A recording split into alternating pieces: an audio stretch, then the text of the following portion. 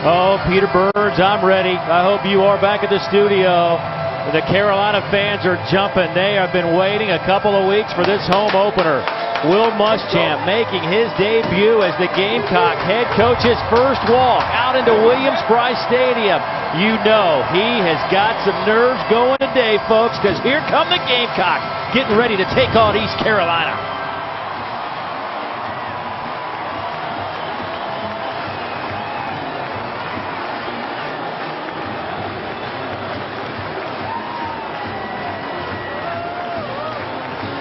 South Carolina has had a brutal start to the schedule. 2 road SEC games at night. They split those. They go 1-1. And today they come home to take on East Carolina, a team that is 2-0, coming off an impressive win over NC State. Let's go downstairs to the third member of our team, Olivia Harlan, who has Coach Will Muschamp. Thank you, Dave. Coach, you've kept it quiet all week. So who are you starting at quarterback today? Well, Brandon McElwain will start the game, and we're excited about him. He's practiced well. He's prepared well for it. Planning to stick with him all day? Absolutely. Coach, you coached a lot of games in Williams-Brice, but never as a Gamecock. What's it feel like to come out here and see a sold-out crowd? Well, I'm glad I'm in garnet and black. I know that, but we got a great fan base. We need to play well for them. Thank you. Good luck. Well, thank you very much, Olivia. And at our broadcast position, there is nothing like the excitement of watching Gamecocks come out onto this Williams-Brice Stadium field in front of this full house. And Matt Stinchcomb, this is just gets the blood boiling, doesn't it, a little bit? And it's always nice to have some SEC football back here in Columbia, South Carolina after a tough start for this Gamecock team. We just heard Coach say that they're going to start Brandon McElwain. And offensively, this has been a team that has really struggled, especially in the first half. Perry Orth has got his chance too. What does this say about where they are offensively and where are they going? Well, you could see it in the second half versus Mississippi State, and Coach Muschamp has talked about it. They needed a spark, but the reason why we've seen Perry Orth in the first 2 games as the starter is he's a 5th-year senior, and they needed a stabilizing force at the quarterback position. He played well in the opener, especially in the 4th quarter versus Vanderbilt was different in the game, but it was Brandon McElwain who went the distance in the second half versus Mississippi State last week and was able to get the offense going a little bit. They love his skill set. The question is, can he handle the bigger stages and allow them to do what they want to do offensively? And at this point, I think they recognize that they need whatever spark he can provide, and if it's improvisation at the quarterback position, so be it. Brandon McElwain, I think, will be able to run the plays they want him to run versus what they have to have him run in the context of playing from behind. Well, flip the script for East Carolina. They've got a guy that they are settled in at quarterback. Their offense seems to be clicking. Philip Nelson is their guy. What do you like about him running their show? Almost everything. But your coaches love the fact that he's a tremendous leader and plays with impeccable poise. They move the pocket quite a bit. He's not scared to throw the football under duress. He scrambles to be able to deliver the football downfield and is able to operate what is otherwise a very diverse and multifaceted offense. Gets the balls to their playmakers very well. East Carolina team not afraid to play Power 5 schools. They've had some great success, 6-2 in their last 8. So South Carolina better be ready to go. Proven last week against NC State. They're ready for it. There's no question about it. This is not an intimidated Pirate football team. And they've always kind of had that mentality at ECU. Anyone, anytime. It'll be interesting to see how they perform on the heels of that shootout versus NC State a week ago. Yeah, Pirates in the middle of a 3-game stretch against Power 5 teams. They'll take on Virginia Tech next week in Plattsburgh. South Carolina won the toss. They want the football first. They will have it. A.J. Turner takes it at the goal line. Has a little bit of running room. Kicks it to the middle of the field. It's a foot race. He's to the 40, being chased down from behind and will be caught at the 20-yard line. Close to a horse collar, and there is a flag that comes in. An exceptional return from A.J. Turner, the redshirt freshman, 78 yards, and you might add some more to that. You talk about the challenges around starting a true freshman. How about excellent field position to start the game? The only person cheering louder than the fans right now is offensive coordinator Kurt Rowland. The return, personal foul, horse collar tackle, kicking team, after distance to the goal, first down. Tag on some yards at the end of it. A.J. Turner, who's been a focal point for South Carolina in their ground game, redshirt freshman, igniting this crowd and giving his offense tremendous field position with that breakout kickoff return. Brandon McElwain, who we've mentioned, he's got a diverse skill set to be sure. He's a mobile quarterback. They like what he brings, but you see the passing numbers still under 50% as he grows into this position. South Carolina, what a great start to a club that has yet to score in the first half this year. McElwain will keep it. First play, touchdown, 9 yards. Untouched into the end zone.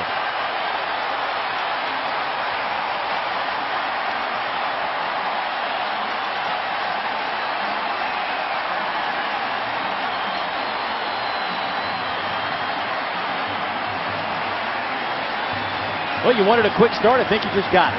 Well, we talk about scoreless first halves have plagued South Carolina all season, and they've had to play from behind in those second halves and have done well, only allowing 3 points in second halves in the first 2 games. They jump out in this one. Elliott Fry with the point after. It is 7-0 South Carolina. Well, already we see what McElwain brings. And watch Keontae Anderson, number 96, just collapses down from his outside linebacker position, makes it an easy read. See McElwain pulling it, Hayden Hurst from his tight end position, coming around as a lead blocker and giving the Gamecocks the start that they have coveted all season long. Well, a brief appearance. McElwain gets in there, great field position to capitalize on one offensive play, but the start couldn't have gone any better for South Carolina, given the way that they've opened up games so far this season. This is a departure from what we've seen so far with those scoreless halves. Well, the graphic tells you there the troubles South Carolina has had in terms of putting points on the board. Their first half touchdown in 12 quarters. They were only one of 9 teams in the country without a first half point after 2 weeks of football. Put all that to bed.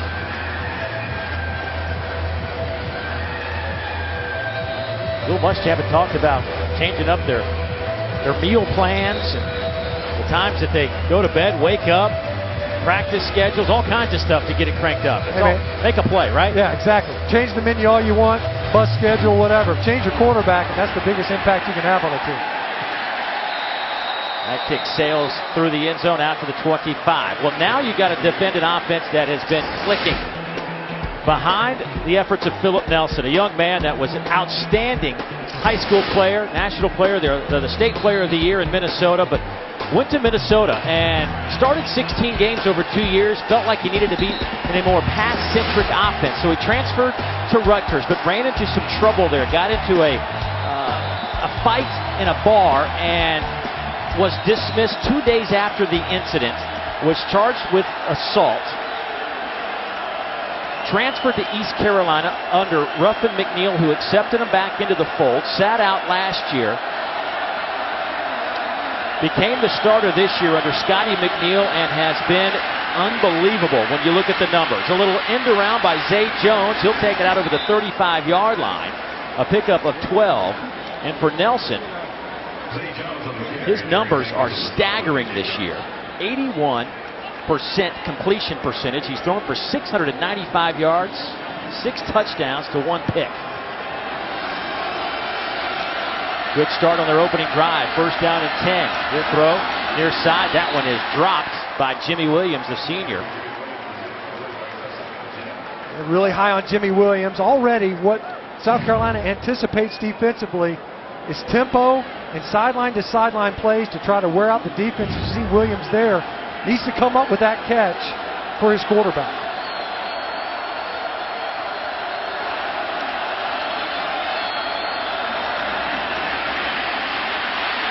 Quick throw to Zay Jones. That'll take it to the 44-yard line. It'll pick up 7. So now you're looking at third down and about 4, maybe 3.5. Third downs are big for any defense, but especially for South Carolina. They have depth issues, specifically in their secondary. And the fear is for ECU to start piling up plays. The challenge will really stretch your secondary from a depth standpoint. And so far, ECU this season have been excellent on third downs. Yeah, they're converting at 55%. Dump it off underneath. Catch is made, but shy of the first down. No gain. Zay Jones. Jamarcus King chases him down and brings him to the turf, the junior out of Mobile, with the great defensive play. Makes that drop by Jimmy Williams overshadow this opening drive for ECU. A missed opportunity for the Pirates for them to be able to maintain possession of this football and answer that opening scoring drive. As it is, nice defensive opening series for the Gamecocks. So on 4th and 3, Worth Gregory will punt it away. The senior out of Fort Mill, South Carolina.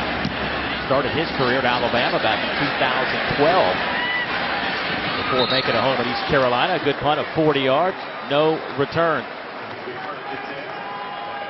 A.J. Turner got this whole party started today with a 78-yard kick return. And then it was McElwain that put the Gamecocks on the board. Their second possession coming up when we come back. Gamecocks with an early first quarter lead over East Carolina. As you look at South Carolina's offensive lineup, and they have found a little gem out of tight end. And the sophomore, he's 23 years old, but he's just a sophomore in Hayden Hurst. It's a mature sophomore, to say the least. Hayden Hurst spent some time playing baseball, but he's a good-sized guy at 6'5", 250. And then Brian Edwards, a true freshman on the opposite end of the spectrum, was a big playmaker for him in their opening game versus Vanderbilt. They'll go inside handoff as McElwain once again gets the start today at quarterback for South Carolina. Jordan Williams in on that tackle on A.J. Turner. Their first possession started at the 9-yard line. McElwain on one play took it into the end zone. His possession starts at the 16. South Carolina's offense averaging 13.5 points a game. Just 77 yards a game on the ground. Here's McElwain trying to get some yardage off the left side to the 21. That's a good example of what defensive coordinator Kenwick Thompson for East Carolina likes to do. He'll crash linebackers into the line of scrimmage and attack the gaps immediately. It makes it difficult if the offensive front can't assess and take care of those guys as they approach the line of scrimmage. But if they do, you don't have a second level tackler. If the Gamecock runners are able to get past that line of scrimmage, that's a lot of green grass to get loose in. It'll be a 4-man look from East Carolina on 3rd down. Let's call it 5. They'll go near side. High throw. Pass is caught by Hayden Hurst. They'll say the reception is made out at the 28. That'll be good enough for the first down. Give him 7 yards. That is a heck of a grab. 6'5", and he uses all of it. See if he clearly gets that left toe down in bounds. Great awareness and excellent concentration in completing that catch. Good pocket for McElwain. Airs it up. Far side. Pass is caught down to the 30-yard line. A 42-yard pickup by Brian Edwards, the true freshman, covered by Colby Gore. You can see what they love in Brian Edwards. He's a big target, and you can see him a little bit of hand fighting as they run that route, but a clean catch. Did an excellent job of creating separation late. Excellent ball from McElwain. They get to the line in a hurry again. A big hole off the left side, and David Williams at 220 pounds picks up 20 yards down to the 10-yard line, and the tempo has certainly increased for the Gamecocks. You see South Carolina jumping the ball. ECU trying to make substitutions. First and goal. McElwain will keep it. Touchdown, South Carolina. What a drive.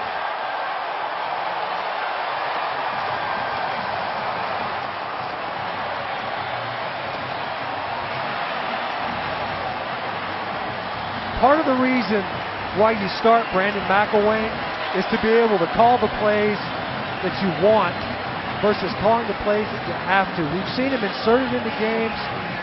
South Carolina having to play from behind, not necessarily getting to play to his strengths. And you can see already, not only with his legs, twice now getting into the end zone, but also with his arm delivering a big pass to Brian Edwards.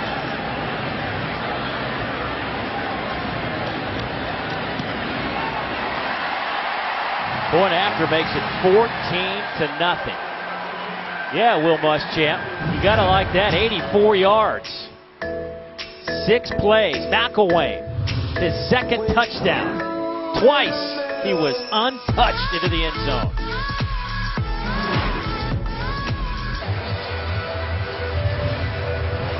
Well, through the first 2 games, South Carolina couldn't put a point on the board in the first half. Well, this week of practice, things certainly changed a little bit. Will Muschamp went out on Sunday, and they went after it pretty hard. Something that they don't normally do. Went back to the basics. I think he got his guys' attention a little bit. Yeah, I think maybe he did. Maybe rang a few doorbells. Made some changes in the secondary. In a very thin position group. Started two new safeties. I think message received, and his team has responded. Nobody is running tackling drills in pads on Sundays. The Gamecocks did it. It's paid dividends so far. Certainly it is early with 10:47 to go in the first, but that's the start the coach wanted to see, and he's got it here.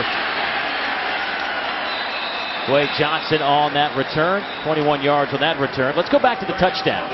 We talked about Hayden Hurst. Now watch him right here on this play. Now he's going to pull and block on the very first touchdown run. And it's just a zone read concept, but Hayden Hurst is a guy just enough to distract linebacker Terrell Richardson. Now look in this one, he's actually hit. This is the second touchdown, different formation, but he's able to block the edge defender. And you see when you've got outside contained defenders crashing all the way down on what was otherwise a dive handoff, McElwain with some nice clean reads in their zone read concepts. First down and 10 for East Carolina.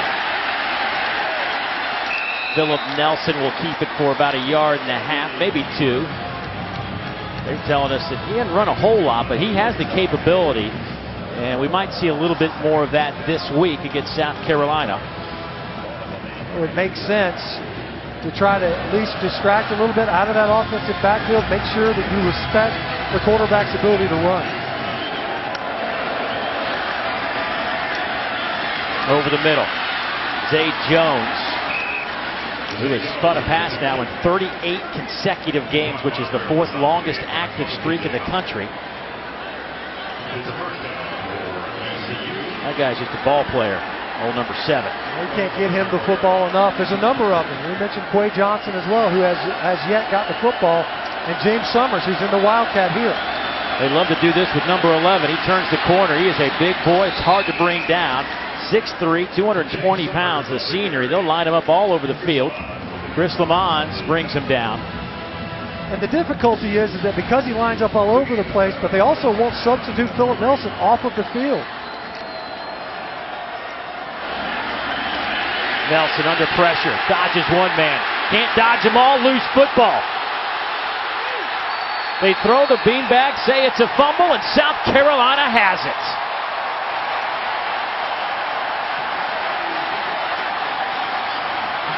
Dante Sawyer comes up with the football.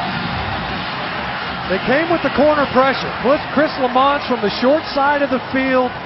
It's a safe blitz because you don't have as much ground to cover, and he does an excellent job of staying with it. Nelson was able to stay on his feet, but Lamont finishes this play. Look at the effort by number 3, who was called out by his coaches for not playing his best last week. They loved the way he responded.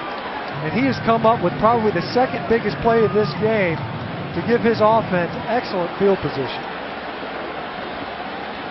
Going to take another look at that play. Steve Landis, our replay official. Well, we mentioned Philip Nelson's poise because he took some shots last week versus NC State. Seems to always know where to go with the football. This time you just eat it. You don't try to get rid of it. And I think it's clear that that ball is out before it ever begins to come forward. Well, it takes intentional forward movement of that arm to make forward pass. You can't be hit. After review, the ruling on the field of a fumble recovered by the defense is confirmed. First down, South Carolina. And good job by the officials on the field. Sideline warning, South Carolina's bench. That's their first warning. Good job by the officials on the field to get that right in real time. Not easy, especially when a quarterback's being hit from behind, because as you mentioned, Dave, a lot of times those arms look like they're coming forward in a passing motion, and it's because of the defender that's creating. Referee today, out of the American, Tracy Jones. And his crew got that one dead on. So South Carolina, again, with great field position at the 29-yard line. Already up 14-0. McElwain with a little shoulder fake. Going far side. incomplete. Going after Kobe Gore again with Brian Edwards, and we mentioned what a big target he is, 6'3", 210 pounds, and McElwain had him. Got a slow release, lulled Gore to sleep. You see Edwards there, got to make that catch along the sideline. It was well placed, 2 nice balls from McElwain to Edwards. Looking to throw again, hit as he throws, right over the top of Hayden Hurst. But a flag is down inside the 10-yard line. McElwain took a really good shot to his left side from Richardson. Holding, defense, number 3, 10-yard penalty, automatic first down. Javon Simmons, the guilty party. You can see right now, ECU defense very much on its heels, but still attacking. McElwain showing great poise, standing into that pocket, was incapable of delivering a strike, but took a hit of his own there towards the end of that play. South Carolina has done a good job so far of providing good protection. They've left 6 and 7 men in to keep the pocket clean. Here's McElwain. He'll keep it down to the 15-yard line. This is what South Carolina wanted to introduce more of into their offense. A rushing attack, more counters, more power, downhill runs, inside zone concepts to help complement some of the shots that they can take on the perimeter. We've seen that already in this game. 2 targets to Brian Edwards down the field on the other side of some of these runs. McElwain 4 carries, 27 yards.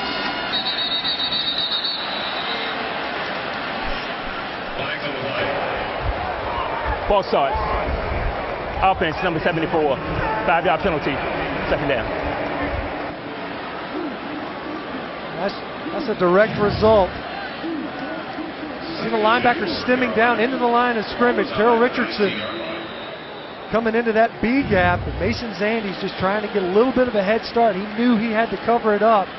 If linebackers time their blitz just right, it's very difficult as an offensive lineman to go from a standing still start versus a guy who's got a head of steam hitting the line of scrimmage. Here's McElwain. Hit again. This one a little too high for Hurst. Too much juice on that one, running play action off of the counter. But you can see how Kurt Loper setting up some of these passes that he can deliver downfield off some of the run looks that he's showing this ECU defense. McElwain, he's largely been on target so far in this game, has been able to settle down, obviously, with that 2-score cushion. Now it's 3rd and 10. Here comes some heat from the Pirates. Batted in the air and batted around, and is it picked off?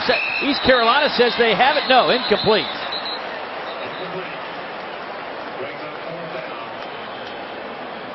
It was the pressure of Dan Pratt from his outside linebacker position. It's their rush position in the ECU defense. Watch number 1. He beats Mason Zandy on the line of scrimmage. Does a great job of getting his hands up in the air. Then Jordan Williams, he had a chance at that one twice and wasn't able to come up with this catch. It looked like it got knocked loose by a Gamecock lineman. Turned defensive back right there to break up that interception. This play is under review. Jordan Williams, number 7, the inside linebacker for ECU. He had both hands on that ball. And it looked like one of the Gamecock offensive linemen were able to get their hands in there to break up that pick. That was a great play by Pratt, though. Number 1 coming off of the edge, getting his hands up. See that ball kind of ping-ponging all over the place. I think that ball clearly touches the ground. Demaje Bailey there, number 97, trying to catch it off of the carom. It was DJ Park that was able to pop that ball out of it. After review, the ruling on the field of an incomplete pass is confirmed. 4th down. That'll set up Elliott Fry with a 37-yard field goal attempt. 2 for 3 this year. He has made a 55-yarder, and he has missed from 55 this year. From the near hash, Out of the hold of punter Sean Kelly.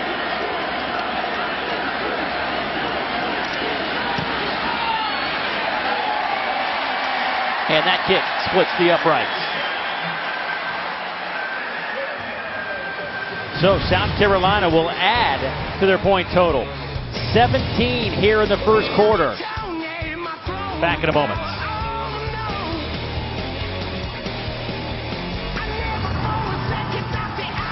And Sports Fuel.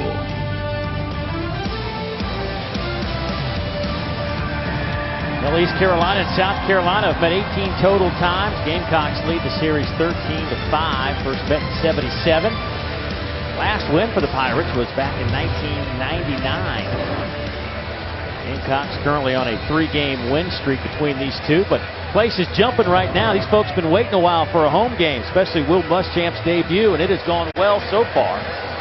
Well, after stubbing their toe on the road last week versus Mississippi State, the question was, how would the fan base react with the sold-out crowd here at Williams-Brice? They've gotten exactly what they wanted so far in this one. Taken at the 6-yard line by Quay Johnson. Quay hit it to 23. We talk about the debut for Will Muschamp. First year over there for Scotty Montgomery. Takes over for Ruffin McNeil. But Scotty spent some time at Duke, also some time coaching wide receivers with the Pittsburgh Steelers, and he's a guy, I think the ceiling very high for him. After spending some time with him this week talking some football, boy, he is hard not to like. No question, very compelling conversation.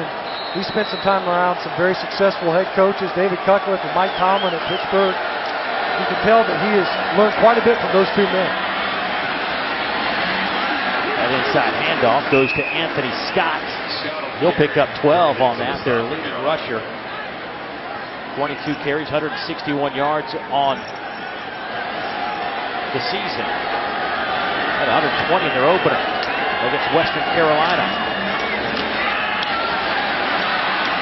Another hole off the right side, close to 10 yards again for Scott, the junior out of Virginia Beach, Virginia. Tripped up by Chris Moody. This was something they were a little skeptical whether or not they could get the ground game going because of some of the size differential. They had a lot of respect for South Carolina up front, but back-to-back, nice runs between the tackles to get this drive going. James Summers in the backfield will shovel it his way. He'll have the first down inside Carolina territory at the 45-yard line. That's 11 yards and another first down as you look at this East Carolina offense. And we talked about them earlier, Zay Jones and Quay Johnson. These are game breakers on the outside. Zay Jones is usually the outside threat. Quay Johnson in the slot. They'll blow him through the backfield and try to get the ball to him on the outside. Here comes Scott. He turns the corner inside the 40. He'll step out of bounds at the 37-yard line. That's 9 yards. Boy, they have used him a ton out of the backfield. 15 receptions, now 16 out of the backfield. Yeah, and in a lot of ways, it's just a big, long handoff. That time, Zay Jones, great block out on the outside to allow him to get outside, pick up another couple of yards there. Second short. Nelson under pressure. You can make it 3rd and long now. 7-yard loss. DJ Wonnum, the freshman who has impressed the coaches. They couldn't talk enough about him at our meetings.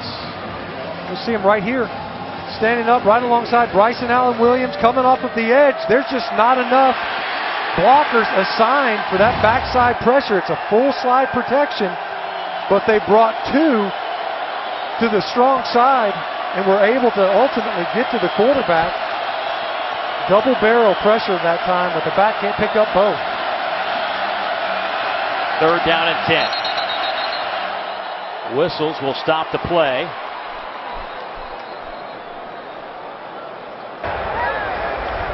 Timeout. South Carolina. Their first charge, timeout. You can see Travaris Robertson, the defensive coordinator, he was not happy with his safety, DJ Smith there. Got the timeout to make sure the defense was ready to take on this ECU snap. Thanks, Dari. Boy, it has been a crazy start over there in Lexington. Crazy is probably being diplomatic. Well, yeah, that's what I do. There are other words some might use. I'm going to go crazy. Third down and 10, quick hitter on the slant. That's a first down and then some to the 30-yard line. Zay Jones with the reception, picks up 15, only needed 10. Dart with Philip Nelson right on time, hitting Zay Jones when he got inside on the slant versus Chris Lamons in coverage, getting the ball to their playmaker. And so far, this offensive possession clicking for ECU. To the wide side of the field. That one is caught by Jones again, a gain of 11. ECU does such a good job, even though their tempo.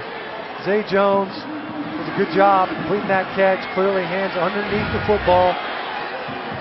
But he was on opposite sides of the formation on back-to-back plays, back-to-back receptions.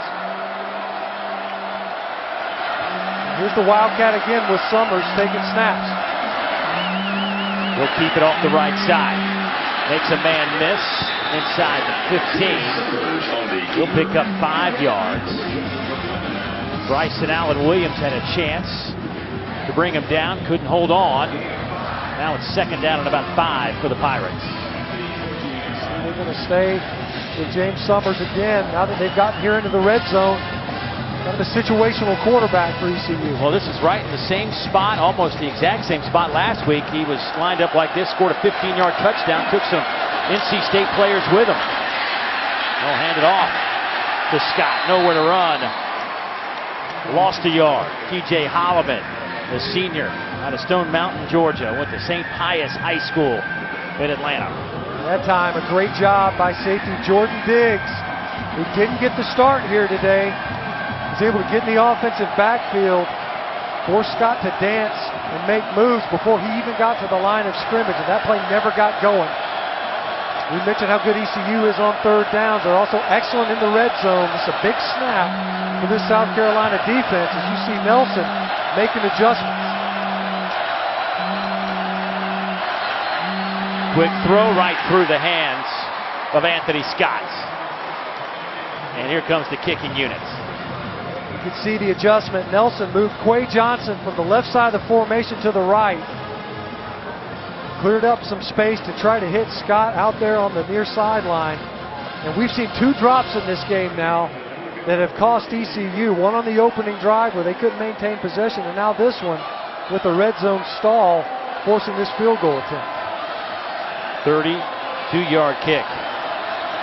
Davis Plowman, the senior out of Roswell, Georgia. Kick is on the way, and it is good. And East Carolina's on the board. 3:37 to go here in the opening quarter. It's a 14-point ball game now. Nice drive by the Pirates. Stalls in the red zone, but they'll take the points after the onslaught by South Carolina. They went 11 plays, 62 yards, about 4:20 off the clock. Give that offense a little bit of confidence. We expected fireworks from ECU. They were finally able to get into a little bit of a rhythm, and it started with those 2 inside runs by Anthony Scott, who did a little bit of everything on that drive. Was just shy of able to come up with that big catch there at the end of the drive. Well, Rodriguez, 14 straight games, gaining 100 yards in games, obviously, that he completed healthy, was snapped by Nichols. Not Alabama or Tennessee or anybody else, but Nichols. Yeah, didn't more people see that one coming. Heisman candidate, one of the best running backs, getting stuffed by an FCS team. Well, this South Carolina offense today is not the same offense we saw on tape the last 2 weeks. They have found some rhythm under the freshman Brandon McElwain. They've done a good job. It's been big plays either in special teams or the passing game. But that last drive, a little bit reminiscent of what we've seen earlier on in the season from South Carolina, where they get into the red zone. Coming into this game, they'd only had 5 trips. Well, we're only able to capitalize on 3 of them. Coming away with scores only 3 times. Already today, 3 trips, able to come away with points. But you always want to come away with at least 6 touchdowns, not field goals, when you get inside the 20.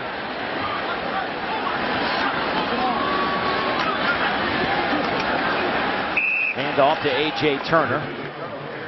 He'll pick up 4 yards right into the teeth of that East Carolina defense. It's a defense that's had a bit of a trouble last week slowing down NC State, and certainly they had their issues as well. Talked to their defensive coordinator, Kenley Thompson. They learned to tackle a little bit better as well. I mean, same kind of story as we heard from South Carolina. Little touch pass trying to hit A.J. Turner. Let's go downstairs, visit with Olivia. Guys, after both of Brandon McElwain's rushing touchdowns and the drive they had to kick a field goal, he returned to the sideline as a cool customer, very even-keeled, reacting the same. I talked to his high school coach earlier this week, Adam Kalachi, and he said on his face he could tell how much calmer Brandon was in week 2 than week 1. And A.J. Turner says he just likes the tempo. They clearly have a connection. Yeah, they went real quick tempo on their last touchdown drive. That pass is caught. And then flipped up was Jacob August. Pickup of 2. You could see the passing numbers there a second ago, though, after starting out hot, completing 2 passes, 1 for a big gainer. And McElwain cooling off a little bit. The past 2 possessions, he's been a little bit off target with some of these throws that otherwise could have gone to open receivers. He's just settled down a little bit again. Obviously was able to capitalize on excellent field position. One off of the turnover created by the defense, and then the excellent kickoff return. And now a substitution issue with Hayden Hurst coming back onto the field to be a part of the shield on the punt team.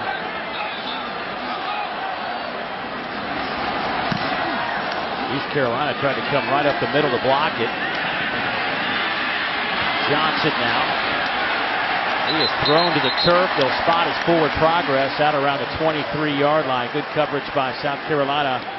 45-yard punts. Already in this game, we mentioned James Summers, how versatile he is. He's played quarterback for ECU, threw for almost 700 yards a season ago. So far this year, though, he's been largely used as a runner, but it's his versatility that makes him so dangerous. He can line up at receiver, he can take direct snaps, as we've seen here today so far versus South Carolina. He'll also line up in the offensive backfield as a running back alongside Philip Nelson. It really stresses the defense to know where number 11 is lined up in the formation. Summers will watch this play with 2:06 to go here in the opening quarter. Throw a little bit low, they'll say incomplete. Looking for Zay Jones, who has just been on a crazy tear. You know, he has had multiple catches in 40 of his 41 career games. Over his last 4 coming into this one, he's averaged almost 11 catches a game, averaging 139 yards per contest. Think about those numbers. They're kind of mind-boggling and would otherwise be probably record-setting if it weren't for Justin Hardy at ECU. Right, he left a couple of years ago, now with the Atlanta Falcons. Jimmy Williams settles in right at the first down line, spins out of traffic, takes it to the 40 and picks up 15 yards. Big cushion given by Jamarcus King on the far sideline. Jimmy Williams does a good job coming back to the football. We mentioned had a drop earlier on in this game. Good to get him back involved. Make sure that he gets a catch under his belt. Nelson tucks it, trying to run. He'll pick up 3 yards. Bryson Allen Williams pushes him out of bounds. Well, he's a capable runner, as Nelson. We've seen twice now in this game where he pulls it on some of these read concepts. Had a pull earlier in the game. Obviously, the defense needing to respect Nelson as a runner. That's twice now where we've seen him actually pull it from the belly of the running back.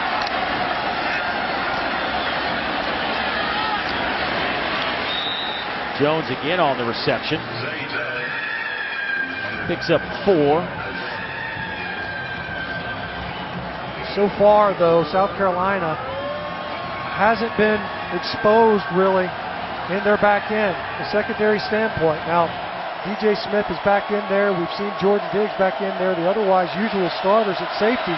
We mentioned South Carolina borrowing from the linebacker position and Chris Moody having to play in the back end. Slant to the tight end. Stephen Baggett makes the catch, and that'll be down to the South Carolina 43-yard line, a pickup of 12. Well, amongst the weapons for ECU, Stephen Baggett has been somewhat overlooked. That time working against Jordan Diggs in coverage. Did a good job of making the catch and then running through the arm tackle for extra yardage.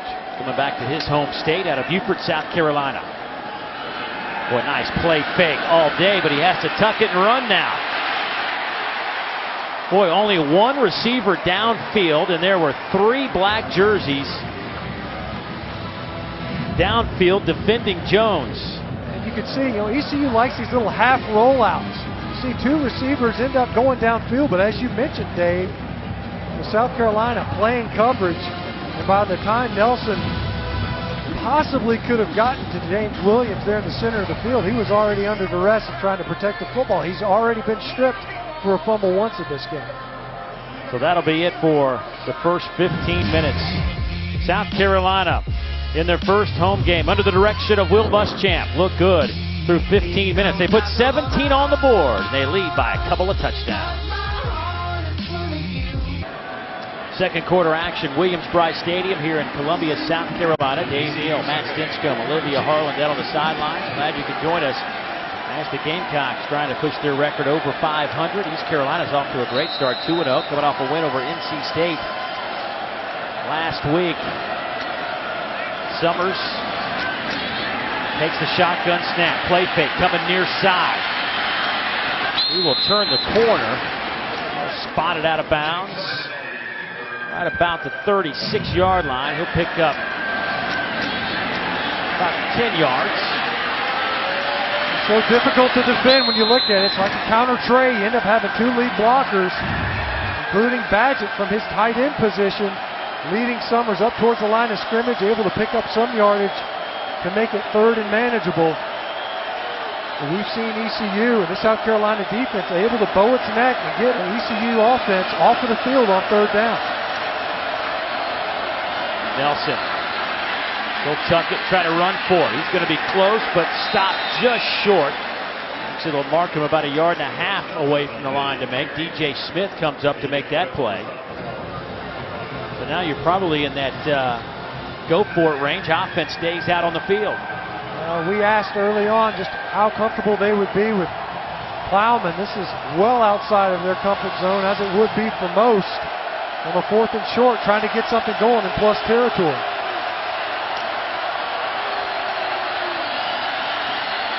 They'll dump it off. Pass is caught at the 32-yard line. Devin Anderson, their big back, 5'9", 210, makes the grab, and they'll move the chains. The fact that he's big is what allows him to keep his feet up and running and able to pick up the yardage needed. And Jordan Diggs coming up from his safety spot, just lift your head. This is some of the fundamentals that Coach Muschamp was talking about in tackling. Otherwise, you get the ball back for your offense there. Over the middle, pass is incomplete. Looking for Quade Johnson.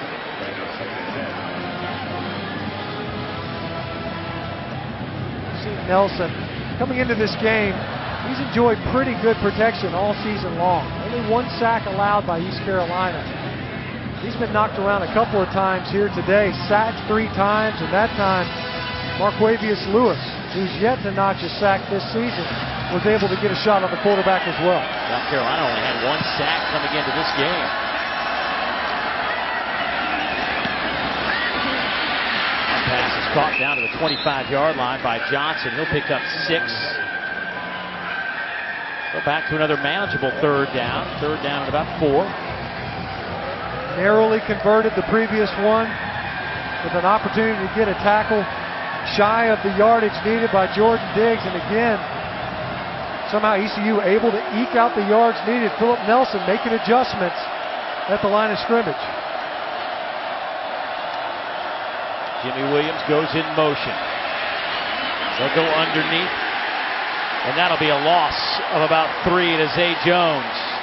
Heck of a play from Bryson Allen Williams.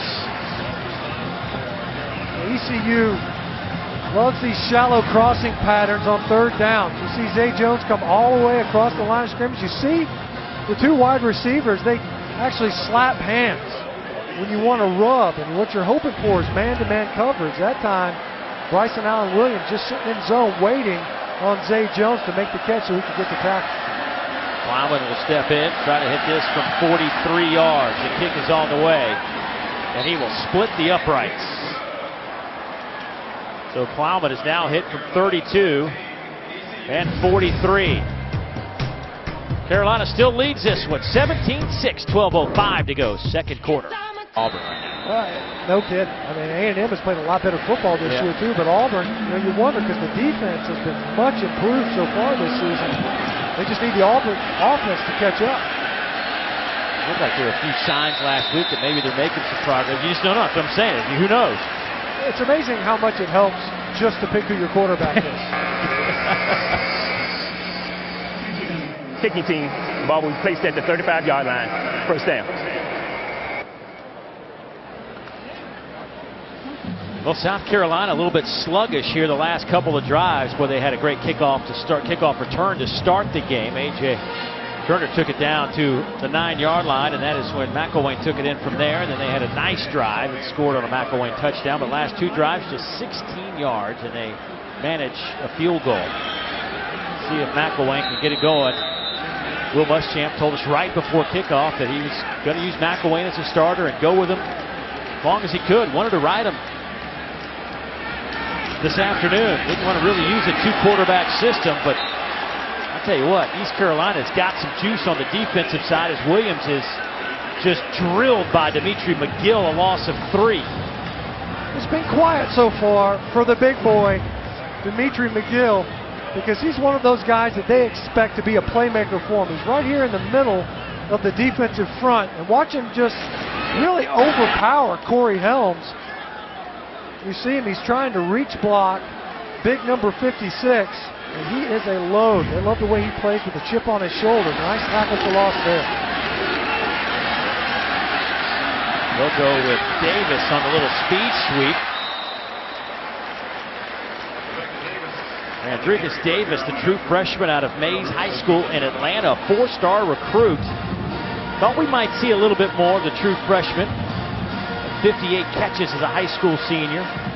He's got some more stats as Deebo Samuel has just been tough to get back to action, been bothered by hamstring like last year. And seen a whole lot of Deebo today. Third down and 6. Here comes some heat from East Carolina. Quick hitter on that slant. They need to get it to the 45. About a yard shy. They'll pick up 5. K.C. Crosby with the reception. Let's see what Will Muschamp wants to do here. He said he might push the envelope a little bit more. See right here, he's going to leave his offense on the football field. Not a favorable spot. They just jammed that football right in on the slant, but K.C. Crosby did a good job of making the catch. But well defended as the ball was received. Muschamp rolling the dice on the minus side of the football field.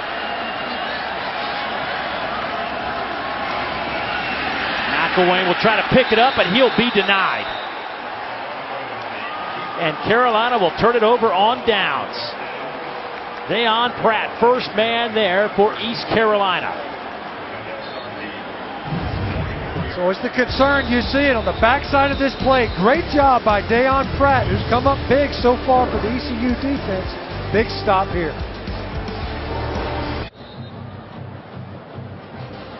Well, it's a line of scrimmage league. They worried about whether or not they could get pushed, this defensive front for ECU. So watch this line of scrimmage right here. That's the tip of the ball. And the ECU penetration. That defensive front is able to disrupt this play. You've got a backside puller in Zach Bailey. He ends up having to bubble his pull. Great job by ECU up front of changing the line of scrimmage on a short yardage play. That play was dead in the water. You don't want if you're South, you didn't want all those white jerseys across that. Yeah, ideally you don't want their defensive line in your backfield. Right. Well, that's pretty much what happened there. That was just good penetration by East Carolina. Now they have the football at the 44 of South Carolina. Here's Nelson. Gets a block on the perimeter and will pick up close to 10 yards. They'll spot him at about the 34-yard line. That's close to the first down line. Lots of running from Philip Nelson in this one. Sometimes on design runs, this time a scramble. Watch the awareness of Anthony Scott, team number 3. Great block there. Just enough to give him the first down. They'll move the chains.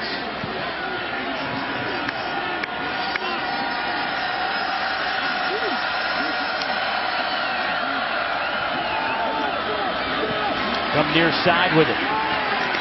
Pass is caught by Quade Johnson, but he is hit and dropped for a loss of a yard.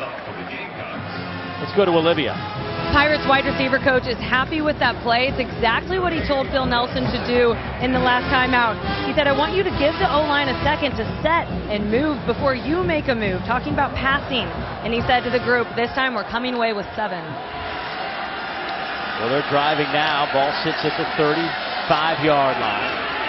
Nelson dumps it off, and a big collision at the 39-yard line. They went to Anthony Scott, and he was hit by Chris Lamons, and a loss of 4. It's a great job by Chris Lamons. This is one of the things that I thought watching ECU. They fake the screen to the wide side of the field, and then they come back to the slip screen to Anthony Scott, and Lamons stays at home. Great job of diagnosing what the ECU offense was trying to get done. Really good discipline there by the South Carolina secondary. Now it's 3rd down and 14.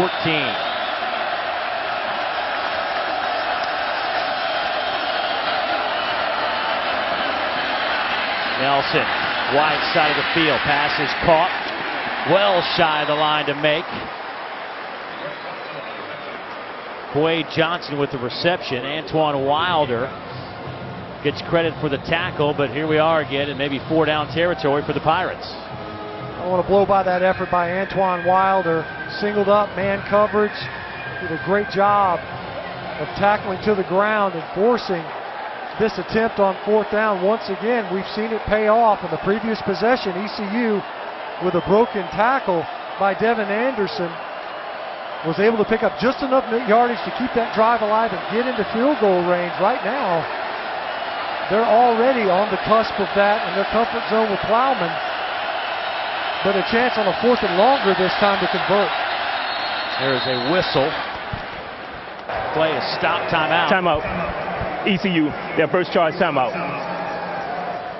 We'll step aside as well with 7:35 to go before intermission. 4th and 5 coming up for East Carolina. Sidelines, you get to meet with them, and we don't see these faces. But when it's time to kick it off, buddy. Ask him a question he doesn't like. I bet you get a couple of those faces. Hey, we're just asking good questions, Dave. I told him to call me if he wanted to tell me who was going to be the starting quarterback. I never got a phone call last night. That was surprising. Shocking. 4th down. Pass is caught, bobbled a little bit by Zay Jones, but does he hold on long enough? They'll give him credit for the reception. A gain of 6, and they needed 4. I said it before, this guy's just a ball player. It's a sprint out play, cutting the field in half. Had James Williams earlier, but the safety valve was Zay Jones right there along the sideline. Very acrobatic catch. That is 8 catches here in the first half. Over the middle, make it 9. He gets popped as soon as he catches it. He is leading all receivers, active receivers in the FBS. He now has 267 career grabs. You know, other than that one drive with Anthony Scott getting it going on the ground, you could see Zay Jones is the focal point of this ECU offense and largely their game plan so far here today. 1st and goal for the Pirates.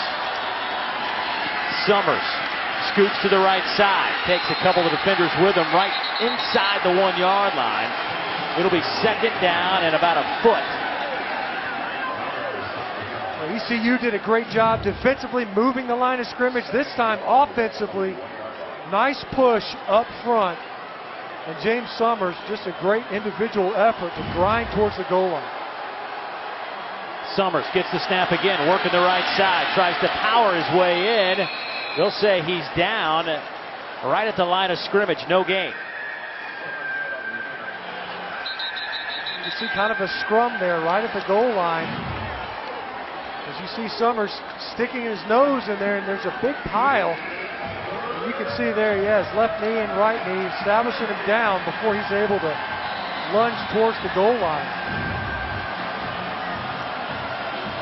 So they'll bring Nelson, it looks like, back in at quarterback as Summers heads to the bench.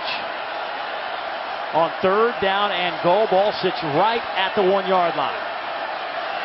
And the coaches for ECU were concerned about crowd noise, trying to communicate at the line of scrimmage at the goal line.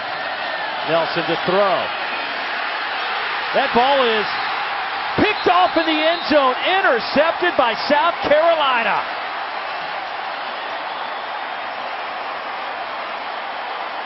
Jamarcus King with the grab in the corner of the end zone. What a grab.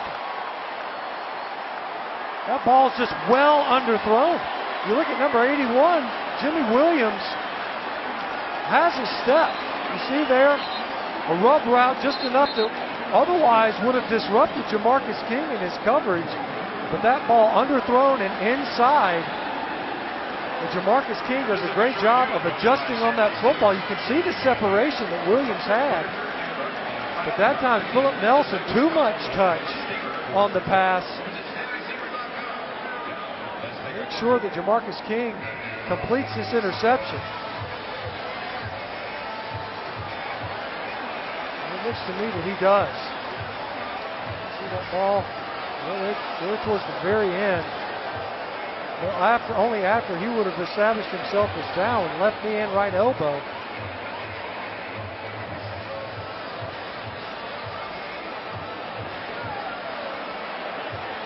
You see that ball jostle around before that second roll. Well, here we go again. What is a catch and what isn't a catch? And this is one of the most subjective things in football right now. And that first roll, he had it. You could see it kind of bobble, but it never touched the ground. The second roll, he lost it. To me, it looks like he completed that catch. Marcus King, the junior out of Mobile, junior college transfer out of Coffeyville Community College. Let's see what the result is. After review, the ruling of an interception stands. 1st and 10 from the 20-yard line, South Carolina. Stands. Not enough to overturn the call. It's a great play by King. Outstretched arms. You can see Jimmy Williams going to his knees. The ball ends up squirting out at the end. It was only after that second barrel roll that King made before it popped out. See Philip Nelson, that offense, squandering an opportunity to come away with points. 3rd and goal from the 1. You come back with a pass play, what should have been a fade to the corner. McElwain, he'll throw. Caught out there on the wide side. Brian Edwards picks up 5 yards. Clock goes under 5.5 before intermission. That's a big defensive stand by South Carolina defensively to get their offense the ball back. Short field. Goal line stand, get it back, and allow McElwain to try to get back into a rhythm after being on fire early. Nothing happened there. A loss of 5. A.J. Turner brought down by Jordan Williams. Well, we talked about how often Kenwick Thompson likes to bring his linebackers into the line of scrimmage. Watch Jordan Williams time up his blitz. That's why Mason Zandy jumped off sides earlier on in this game. That was a well-timed blitz on a run down by Jordan Williams to get into the backfield. McElwain steps up in the pocket, looking for his tight end, Hurst. That ball's underthrown. Will Muschamp on the sideline begging for an interference call. Nobody's willing to listen. A good coverage by Deshaun Amos. Running step for step with Hayden Hurst. Trying to get the ball downfield once again versus ECU. See Hurst, 6'5", 250 pounds. He's trying to fight his way back to that football. Time Amos was able to shield the receiver, incapable of making that reception downfield, and the offense is bogging down. The 3rd 3 and out for South Carolina's offense here in the first half. Fair catch called for. And we'll step aside with 4:20 to go before halftime. 17-6, South Carolina out front.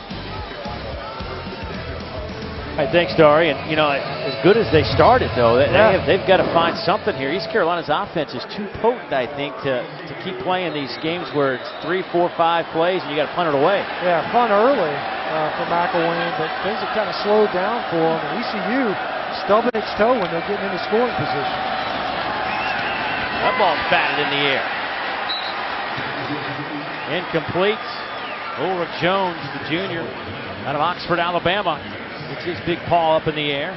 2nd down and 10. Can't say enough about what that means. You know, it's not just sacking quarterbacks, it's disrupting the pocket. That ball bounces up on a tip ball. That's a chance for a defense to make a play on it and get a pick. We've seen it once already. Well, they'll go to their go-to guy, Zay Jones. 13 yards on that grab. Zay now with 10 catches here in the opening half. 82 yards. 10 catches here in the opening half. And that time, getting him the football in the screen game, something that we haven't seen a ton of. It's been well defended on the other time that the Pirates attempted the screen pass by the Gamecock defense.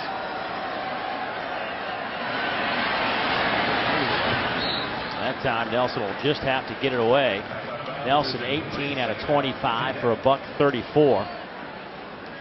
He's been knocked around in this game, though. You know, they've done a good job largely coming into this contest, keeping the quarterback clean and moved the pocket quite a bit. We've seen that at times in this game. Not as much as we anticipated coming into it as far as booting out Philip Nelson, letting him throw on the run. Coming near side, hits Summers with it, and South Carolina all over it. A loss of 7. Arquavius Lewis read it all the way. They've got what's called a Bobcat call. Whenever Summers is in that offensive backfield, the antenna go up for this Gamecock defense. And Marquavius Lewis, he's playing the edge. He's usually a rush in. That time he saw Summers sprint out of the backfield and made a great play behind the line of scrimmage. It is 3rd down and 16.5 yards. They'll run it right side. Scott picks up 10.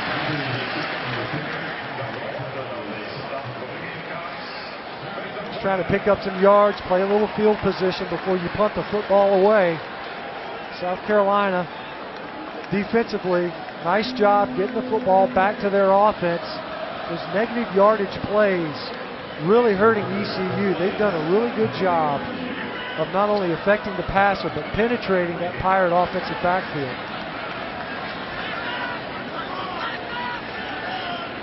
Worth Gregory.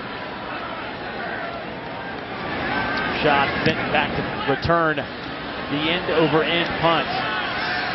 He'll make the fair catch inside the 10, a 43-yard kick. Hey, don't forget, coming up at halftime, you can watch the live performance of the mighty sound of the Southeast on the SEC Network Plus, starting the streaming right now on the ESPN app and on Watch ESPN, something we're doing right here on SEC Network Plus all year long. Good to see all the SEC bands perform. Special treat for you.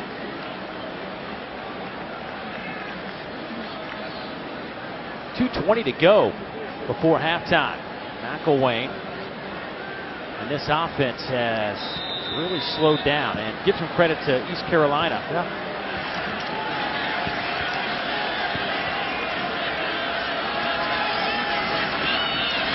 They'll go inside to David Williams. Not much running room there. Pick up 3.5 yards. They opened up the game for South Carolina. They enjoyed such great field position. Really 3 straight drives. Since then, we've been incapable of getting any type of rhythm going. Part of it, McElwain's been a little bit off target after coming into the game hot, gaining up a couple of big yards down the sidelines and with his legs. Swinging out to the far side, out to the 18-yard line goes Davis. He'll pick up 6. Be close to the line to make. They'll say that is good enough to move the chains. You mentioned Vandrikus Davis, the role that he'll need to play, stepping up in Deebo Samuel's absence. He's in wearing his jersey, but a pair of khaki shorts on. We'll not see him here today. They'll need some of these guys to step up, including Brian Edwards. Quick throw near side. Brian Edwards on the reception. He gets 3. Bobby Fulp makes the play. Fulp, a young man who was hit with a targeting violation last week in the first half, so ejected from that point, missed the second half. Returns to the lineup for that Pirate defense. They face a South Carolina Gamecock offense 3 plays in a row that involved 3 different true freshmen, just owing to the lack of experience they're dealing with. McElwain will keep it. Boy, he's got nowhere to go. There was 1 blocker and 4 white jerseys coming at him.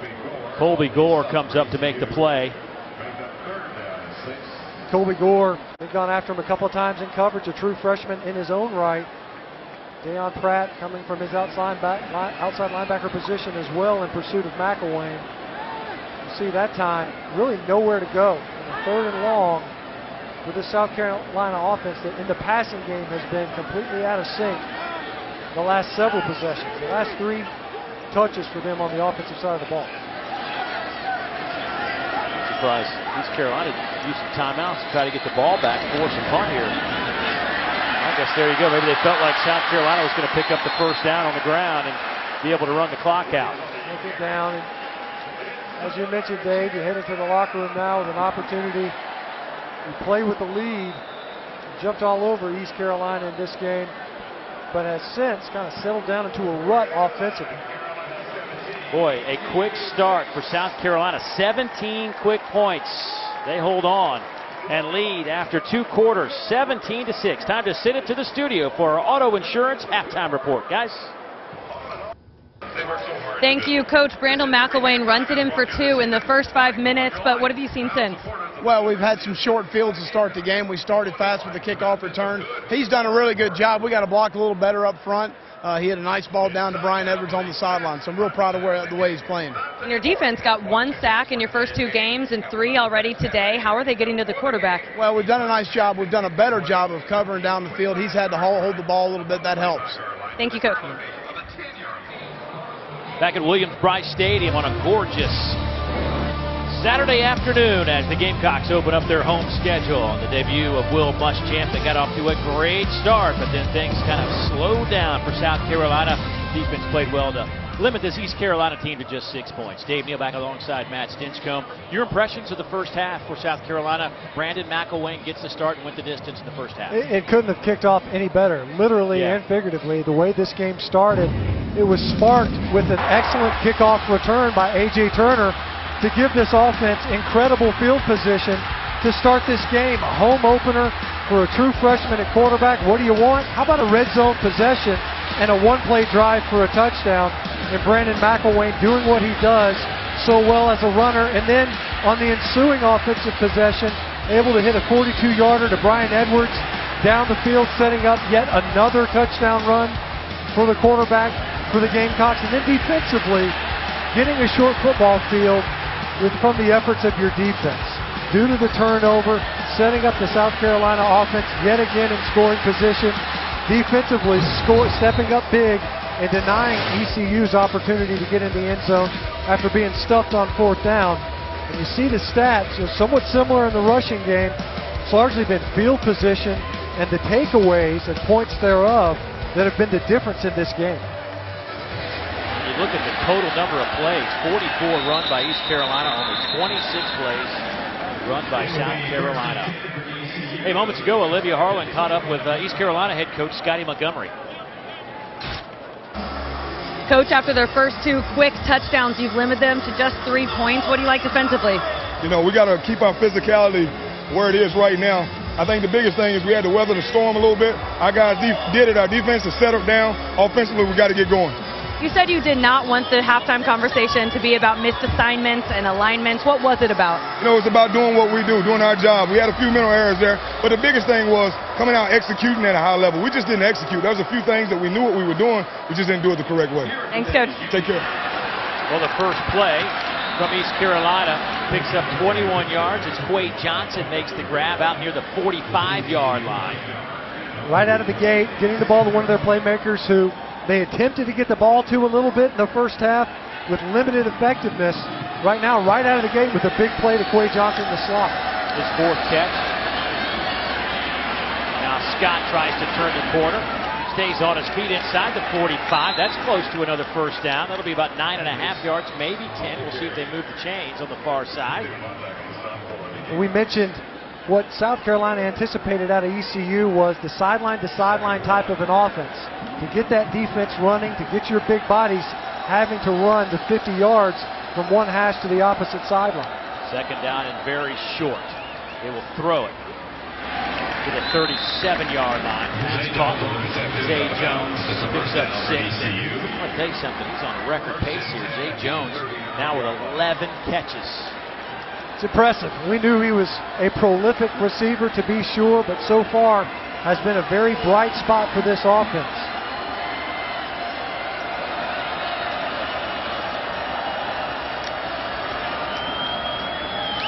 Little play action over the middle. There he is again, Zay Jones. He'll say incomplete as he bobbles it.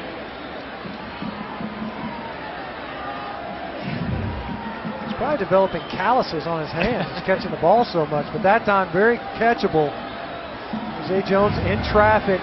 That's one he usually comes up with. You see the ball a lot already in this offensive possession. Unable to come up with it. His 10th game with double-figure receptions. Summers spins out of trouble. Picks up the first down and then some. Inside the 25, down to the 23-yard line, 16 yards. TJ Holloman trips him up. And this is the kind of drive we thought East Carolina would have to start the game. And we really never did see it in the first half, but this is largely just the efforts of James Summers. You know, he was dead to rights. Darius English had him for a tackle for loss, and Summers, just a physical runner, able to fight through the tackle. 54 yards on the ground for Summers now. They'll go outside. Pass caught by Johnson. He'll have the first down inside the 10. It'll be first and goal from the 6-yard line after a 17-yard pickup. Jimmy Williams, number 81 for ECU at the wide receiver position. Great job blocking on the perimeter. That's something that stood out in the first half. Not only are these Pirate receivers deadly in the passing game, but as blockers as well without the ball in their hands. Summers takes the snap. Inside handoff. Nothing doing for Scott. Might have lost a yard. Well, that's the challenge sometimes when your tempo, you're spreading the football field, you're getting the ball outside on the perimeter, and then you get in the red zone, and sometimes you get a little bit more deliberate offensively, the field condenses, there's less space to work with, and we've seen this before from ECU in this game where they get into scoring position inside the 20 and incapable of getting it into the end zone.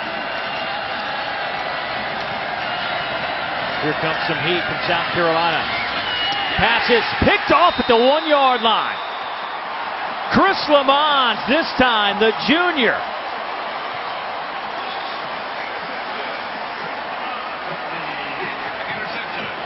Philip Nelson was not happy with Jimmy Williams. He was expecting Williams to come back for this football.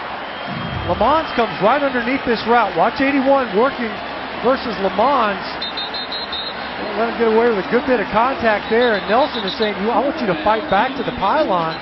Lamons comes underneath the route and positions himself between the receiver, obviously, and Philip Nelson as the passer. And Nelson not happy with number 81. That's twice now where the Gamecock secondary is able to come up with a turnover in the end zone with the Pirates knocking on the door. Lamons really challenged by the staff after last week's game. Now has 5 tackles, 2 behind the line, a forced fumble, a sack, and a pick. McElwain out of the end zone. Throws. Pass caught at the 10-yard line. Nice grab on the far side from Brian Edwards. Going to their tall receiver who elevates to make the grab. First down.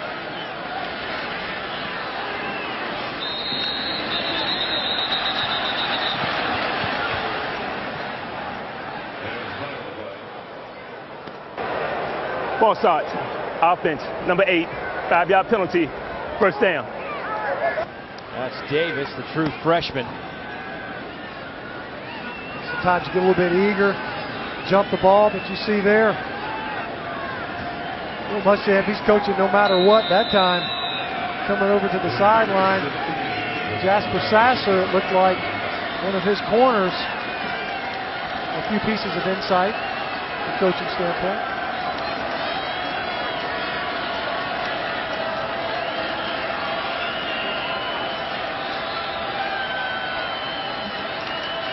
First down and 15.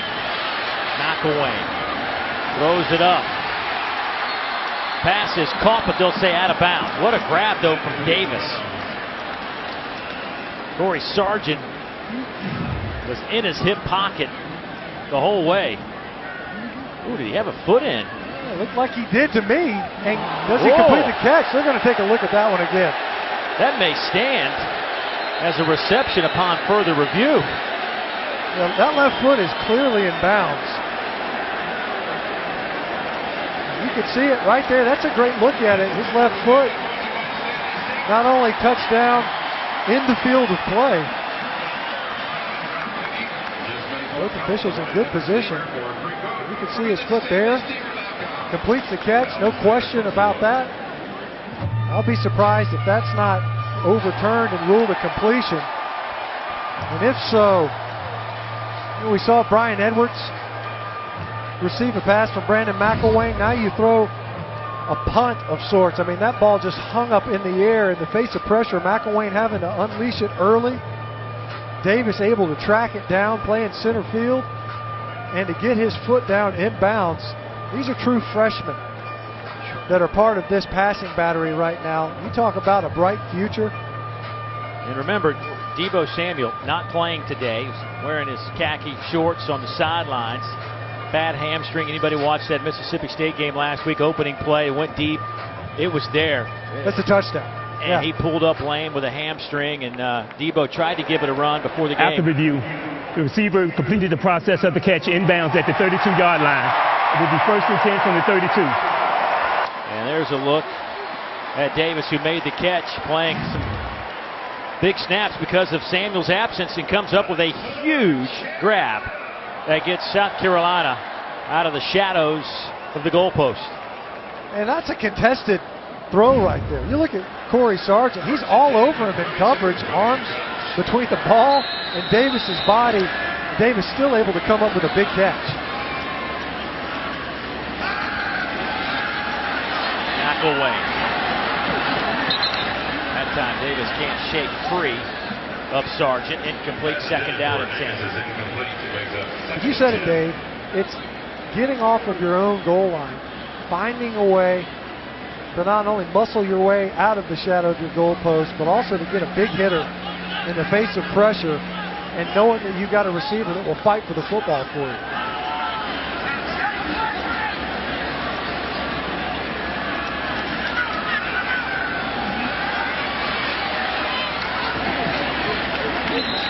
And a flag comes in late. That might be a late hit on McElwain. August made the catch. Personal foul. Roughing the passer. Defense, number 99, 15-yard penalty, automatic 1st down. Fred Presley, the senior. It's just too easy if you're an official. It's obvious. You're doing it right in front of it. And you extend. You go high. I mean everything. It's textbook of what not to do. And you're giving up a free 1st down and a half on top of a completion as a senior. You know, in our meeting before the season, we were told, there's that strike zone for a quarterback. Below the shoulders. Yeah, above the knees.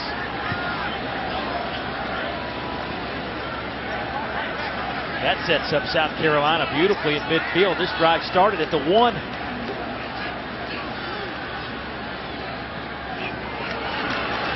Here comes some heat. Carolina runs right into it. They'll still pick up 4 yards on the carry by A.J. Turner. Good job by the Gamecock offensive front that time. You said it, Dave. It's a rundown blitz. They're trying to bring both linebackers on either side of the offensive center, right in the middle of where you're running the football. They're able to get a hat on a hat, cover up that pressure, and Turner's able to inch his way forward to pick up 4 yards.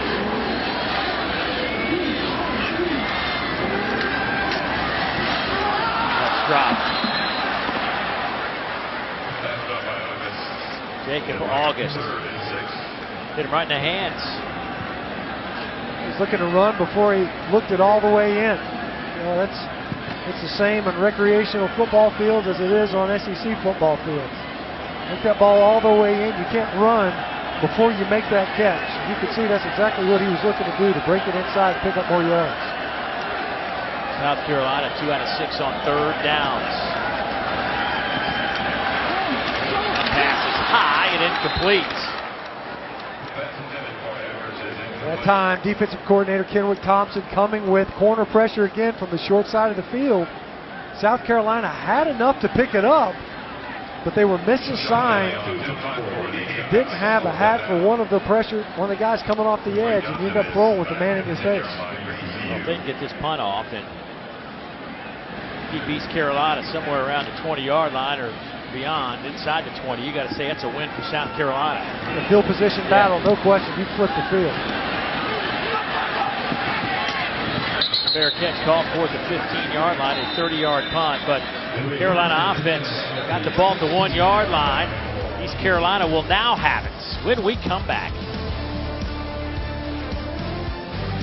Well, this defense was challenged all week by Will Muschamp, and they have come up big in the end zone on a couple of big plays, Matt. Yeah, some teams have great red zone defense.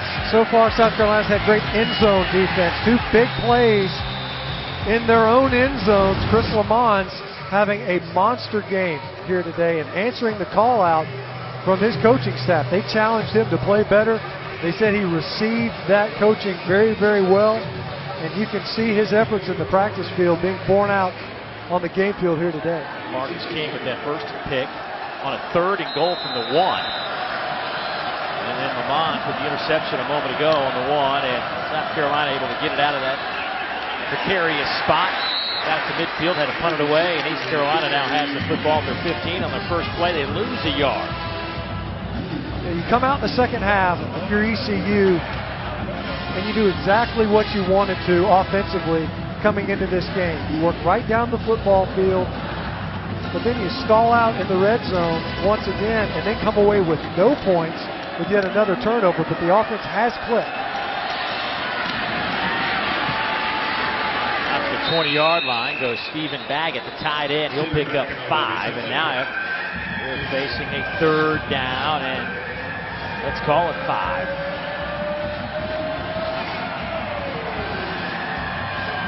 This is what Travaris Robinson, the defensive coordinator, was talking to us about. We've got to find a way to get off on 3rd downs in these situations.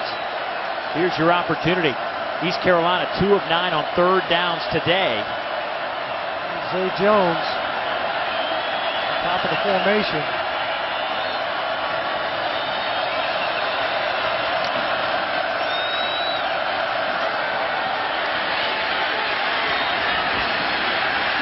What a grab on the near sideline. Lamons was all over Jimmy Williams, and Williams came up with the grab and picks up 26 yards. Jimmy Williams, he's only 5'11", but he plays a lot longer than that. Look at that catch radius. And you're right, Chris Lamons is right there in phase. He comes inside just a little too much. Williams does a good job of leaving Philip Nelson enough room to throw that pass to the outside. Near side, this one caught by Quay Johnson. Gain of 4. Williams is a guy that they think, if he could only stay healthy, could be a difference maker. He's been injured almost his entire career. They never really found out just how good he can be. And they've mentioned wanting to get him the football more, but knowing Quay Johnson, knowing that Anthony Scott out of the backfield, and obviously Zay Jones, there's only one football. You can only do it, snap the football once per play. Empty set. Near side. Jones spins close to the 40, and that'll move the chains as he picks up 8. Lamons on that coverage. Boy, South Carolina be glad to see old number 7 get on the bus and get out of here. And it's the truth, yes, because he has been all over the football field, all over the formation as well. Now, at the bottom of your screen here is number 7, the primary target for ECU all day long. Jones with 12 catches. Nelson up top, flags come down. Singled up again with Chris Lamont in coverage. Defense, number 3, automatic first down. And that's a good play by Chris Lamont because he's by himself and is beaten. Zay Jones, as sure-handed as he is as a receiver, he was going to have to adjust back outside to this football. Never had a chance. You could see him bending his route. See at the bottom of your screen, Chris Lamont ends up just grabbing the jersey rather than give up the big play. Boy, another good drive by East Carolina. They'll set it up at the 25. They'll give it to Summers. He breaks a couple of tackles down to the 15-yard line. Give him 11 and another first down. TJ Holloman with his 8th tackle of the game. Came in leading the team with a dozen, now with 20 on the year. They stay tempo in their Bobcat with Summers and Nelson in the offensive backfield together.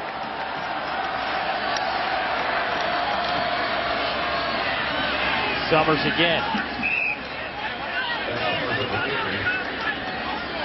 Get a couple of yards. E.J. Wana, the freshman, first man there, along with T.J. Holloman to finish it off. Boy, the total yards starting to become a big difference here. 322 for East Carolina, 186 for South Carolina. Yeah, total yards and total number of plays. 2 long drives for the South Carolina defense in the second half. Summers takes the snap, coming near side. Turns the corner, gets hit right around the 8-yard line. 6-yard pickup.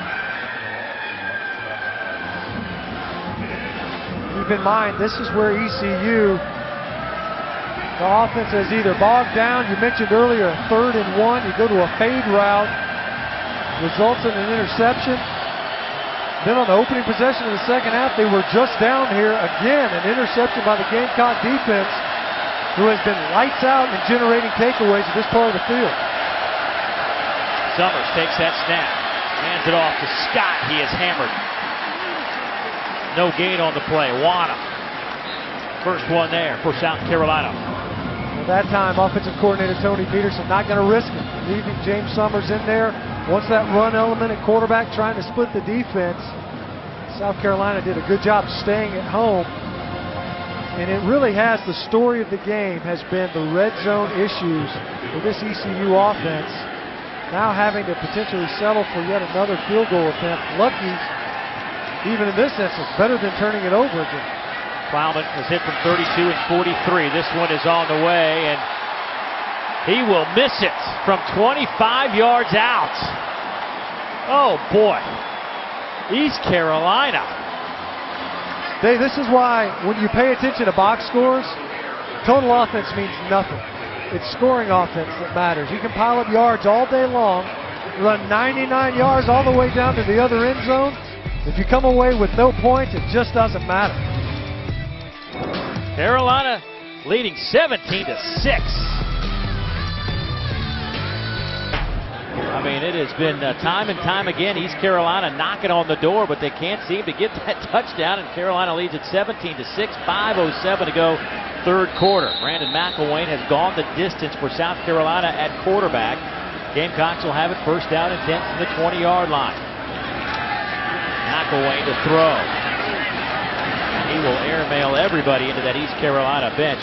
Interesting story today. Scotty Montgomery's in his first year as the head coach over at East Carolina, but has some connections to David Cutcliffe and Duke, and the offensive coordinator for Will Muschamp, also connections to David Cutcliffe and Duke. Kurt Roper on the right side of your screen, the offensive coordinator here for Will Muschamp, also was the OC at Florida for a year, but he was the OC for David Cutcliffe. Those two actually worked on the same staff for Coach Cutcliffe at Duke and became very good friends.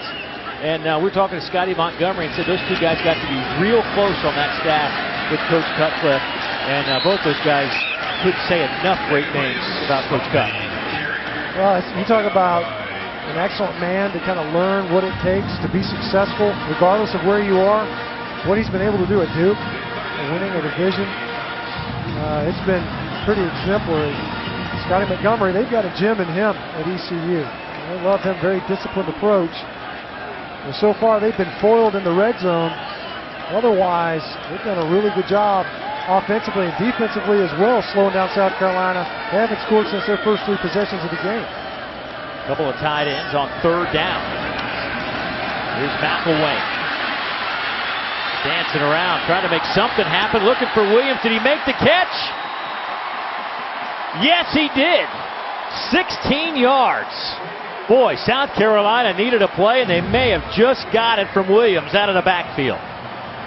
They had 2 tight ends out in the route, and McElwain kept this play alive just long enough to allow David Williams to adjust his route and give him somewhere to throw. Now they'll go the wide side. Casey Crosby makes that catch, but look, go back to the Williams grab for a moment. Well, they got to play off quickly. I don't know that he made this catch because the point of the ball, you see there, Corey Sargent, he was kind of tomahawked that ball down. Looked like the ground aided him in maintaining possession. 2nd down coming up. And 5.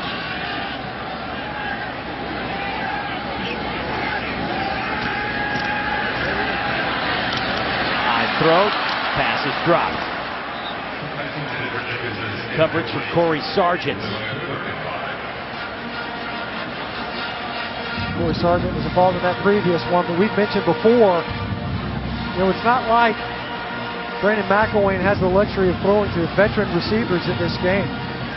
He's throwing to a bunch of guys that they're in their first year in college as well. So far, they've stepped up big. Lucas Davis with big catches, as well as Brian Edwards. Now a 3rd down. McElwain trying to air it out near side, and that one almost picked off by Sargent. He was trying to go to Davis. That's the 2nd time the ball is kind of hung up for Brandon McElwain. He got away with it earlier, and it was a great catch by Davis. This time, though, well underthrown. Corey Sargent needs to make that interception for his defense to get the ball back. Davis looks like he ended up turning into a defensive back at the end of that play. Another drive stalls out for South Carolina. Sean Kelly. High end over end kick. Taken by Johnson. Fair catch at the 10-yard line. A 42-yard punt. 3:05 to go here in the 3rd quarter. South Carolina still hanging on, 17-6. Sports Fuel. Well, South Carolina unveiled its new indoor practice facility last year within its Ken Wheat Field in honor of the 1969 ACC championship team. The project cost around $14 million. Matter of fact, we're trying to move all their football offices over there. They're across the street here, of course, at Williams-Brice Stadium. Every time they go to practice, they got to have the police come out, stop the traffic out here. Be good to get everything over there eventually. East Carolina's had 2 impressive drives, Matt, but they keep stubbing their toe inside the 20-yard line. Nelson today, 26 of 35, 217. He's had 2 picks, 1 in the end zone, 1 at the 1-yard line. All those plays, tons of yards just kind of piling up, no points for him. And you know, it looks good from a total offense standpoint. They're not going to give you any points for piling up yards. You got to get it into the end zone. That's the most important yard, is the next one to get you over the goal line. That's out to the 17, maybe 18-yard line. Pickup of 7. Nelson, of course, we talked about his story. Started at Minnesota, played 2 years there. Had some success, but felt like he needed to be in a more pass-centric offense. Actually had 16 starts over those 2 years, threw for 2,100 yards, completed 50% of his passes, then transferred to Rutgers, but ran into some trouble there, had an altercation, pled guilty to misdemeanor assault charges, and was kicked off the Rutgers team. Dealt with all that came with that, and sat out a year while dealing with that. Decided to continue his football career, looked around, and found East Carolina and Ruffin McNeil, who wanted to give him another shot, and walked onto that program. Sat out last year and got a new opportunity with this staff, Scotty Montgomery, and won the starting job in the spring, and this has been his show this year. 5-yard penalty, first down. For more on his story, let's go down to Olivia. Well, Dave, I spoke to a former teammate of his at Minnesota, and he says he left that program with a great impression. Very well liked, friends with every position group. They hated seeing his name dragged through the mud, and his new teammates at ECU get it too. Coach Montgomery says they're very protective of their new quarterback. He'll see about 15 guys around his locker. Phil tells him, you gotta live right. Today I've seen that. Nelson and company have racked up 342 yards of offense. That play will pick up 6 to Zay Jones.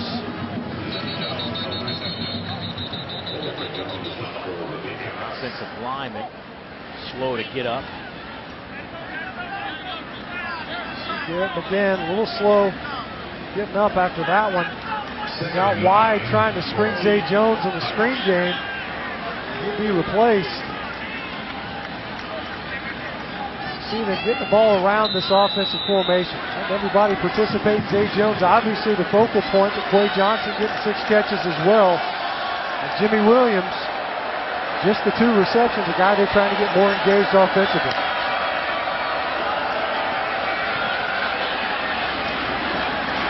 Pass caught out at the 38-yard line. Guess who? I mean, just number 7.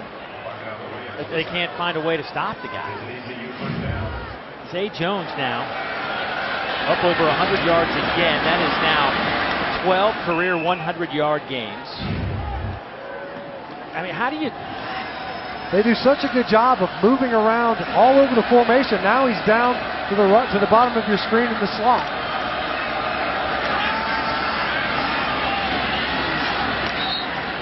Looking for Quay Johnson. That's incomplete.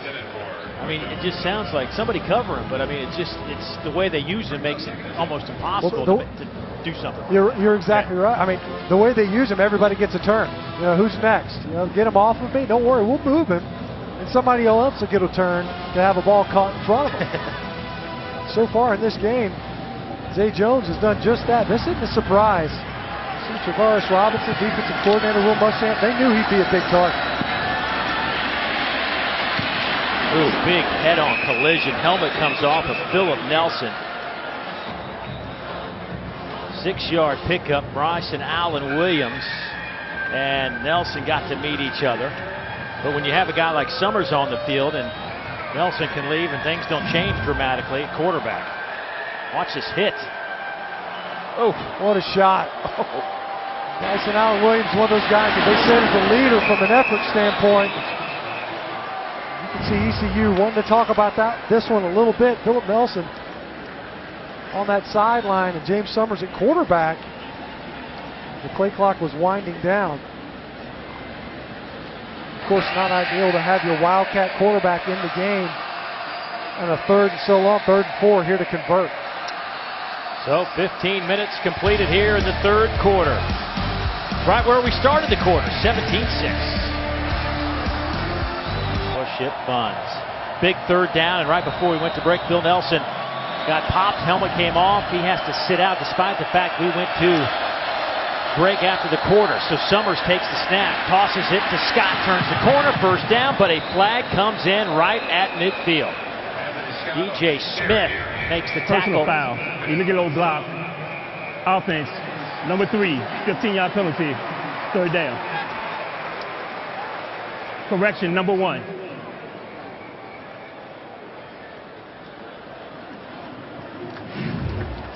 It's a little speed option, but you're not allowed to come from outside in and block below the waist. And you see there, DeAndre Ferrier, true freshman, just not thinking, because otherwise you pick up that 1st down, and instead you go from a conversion to a 3rd and long, 10+.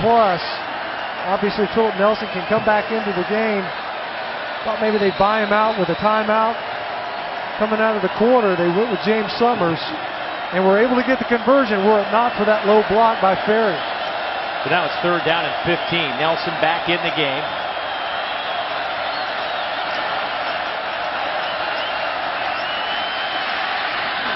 Miscommunication. He was looking for Jimmy Williams, and a flag comes in. Two of them come in.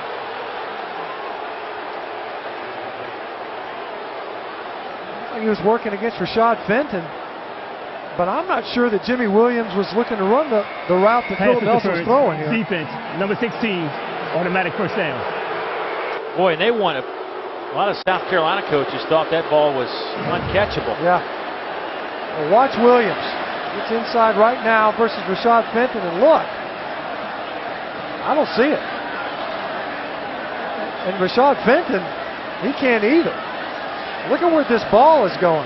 You know, this is, I think, clearly there. Jimmy Williams and Philip Nelson on two totally different pages, and they get bailed out with that pass interference Boy, they call. have a fresh set of downs. East Carolina, though, will take it near midfield.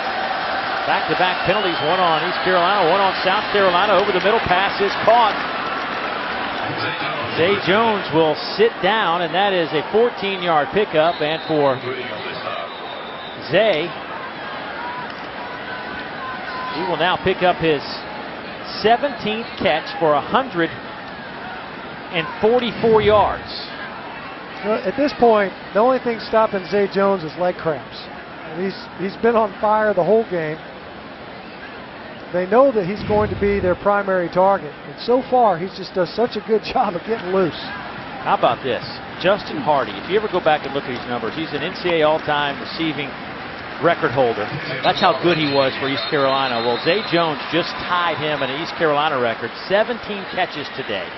Matches Mr. Hardy, a number he set against Tulane back in 2013, and there's still 14:25 to go. Something tells me he will etch his name in that East Carolina record book before the day's over. And certainly as things continue to trend, as you see Taylor Stallworth being helped off the football field, he's been a stalwart player for them up front. They liked his effort, they love his leadership. I think he banged up his leg a little bit, but walked off under his own power. Keep in mind, 70 offensive plays run by ECU so far with an entire quarter to play. Summers takes the snap. He will keep it and fights his way back to the line of scrimmage. Quay Lewis crashes in to make the play.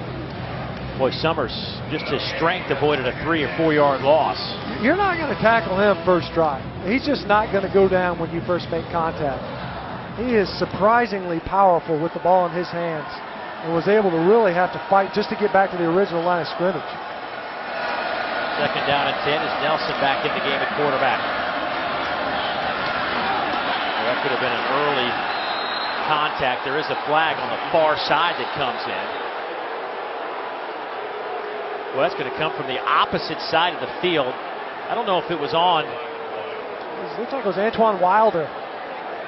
It played right through Zay Jones to get to this football. Pass interference, defense, number 21, automatic first down. The fans don't like it because, you know, the PI earlier was a little questionable, but this one seems pretty clear. He's definitely early. Yeah, I mean, that is pass interference. We've seen some questionable ones, but he definitely made contact before the ball arrived. Well, there's not a whole lot of depth on the back end for South Carolina, and they're out there a ton of plays. What a catch down to the 10-yard line goes DeAndre Ferrier, 22-yard pickup. They'll spot it right at the 10-yard line. You see the pump fake from Philip Nelson, and then he comes back to DeAndre Ferrier, who they were ultimately able to get the conversion because of pass interference, had the low block that negated a conversion, comes up with a big play here. Here's Scott. He's to the 5. Lost the football in the end zone. South Carolina says they have it, and they do. Another Pirate turnover.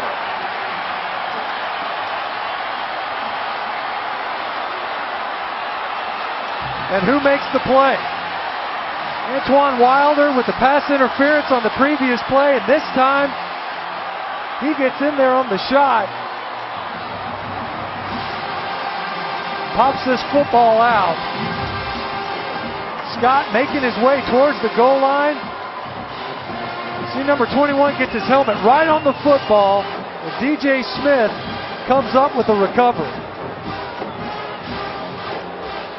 DJ Holloman right there, unsurprisingly. Stench. Unreal. I don't know that I've ever seen a team cough it up 3 times at the goal line like this. Well, in the end zone, Dave. Yeah. I mean, this is 3 times where the ball is actually in the end zone and the defense takes it away. And if you're standing on the ECU sideline, you're going, we're doing everything but getting the ball into the end zone while we still possess it. That's the story of this football game.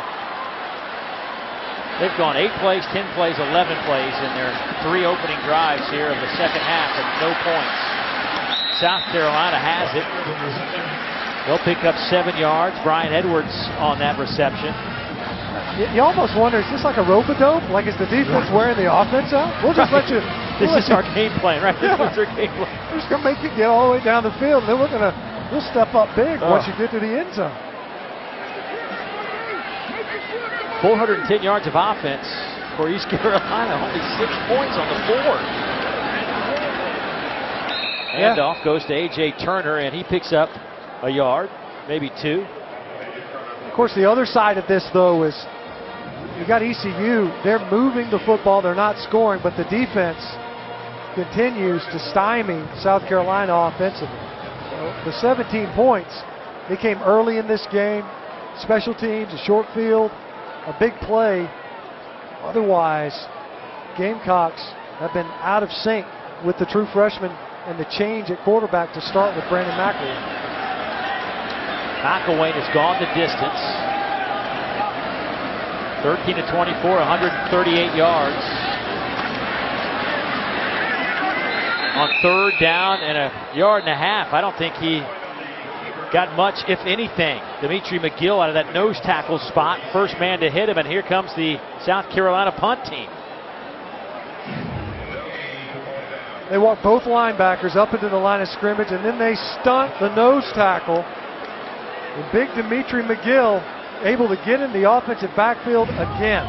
He was able to do it earlier in the first half. That time, the penetration. And we've shown this in short yardage situations where ECU has won the line of scrimmage and forced the punt. Oh, and the punt is shanked by Sean Kelly. Let's see where they end up spotting this. And this could be a short field, relatively short field for East Carolina. They'll spot it at the 48-yard line. A 23-yard punt. 11-12 to go. East Carolina trailing by 11.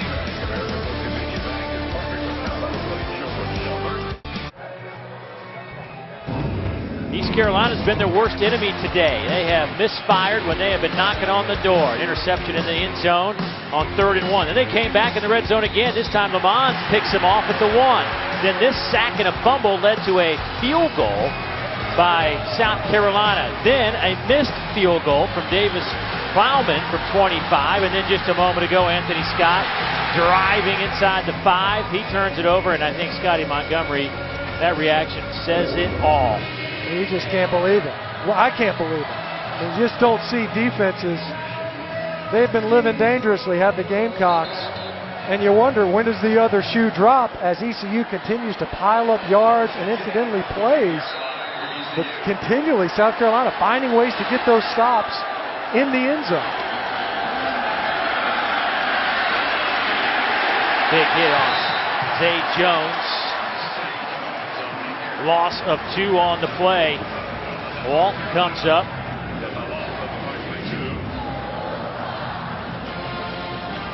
Lots of activity in that offensive backfield. Zay Jones getting another touch, this time off a handoff. And Walton letting him know, hey, I stayed at home. I know where you are at all times. Middle linebacker out of Gaffney, Alabama. 4-man rush. Over the middle. Big hole in that secondary. Pass is caught. DeAndre Ferrier, the redshirt freshman out of Orlando, Florida, picks up 29 yards. Drops that one in right over the heads of the linebackers. See Ferrier at the top of your screen. You got wide open middle. Just a huge window to throw into. 2 big catches on consecutive drives for Ferrier. They'll go inside handoff. Devin Anderson, loss of a yard. See so far in this game, haven't had a ton of success running the football. ECU didn't anticipate that they would.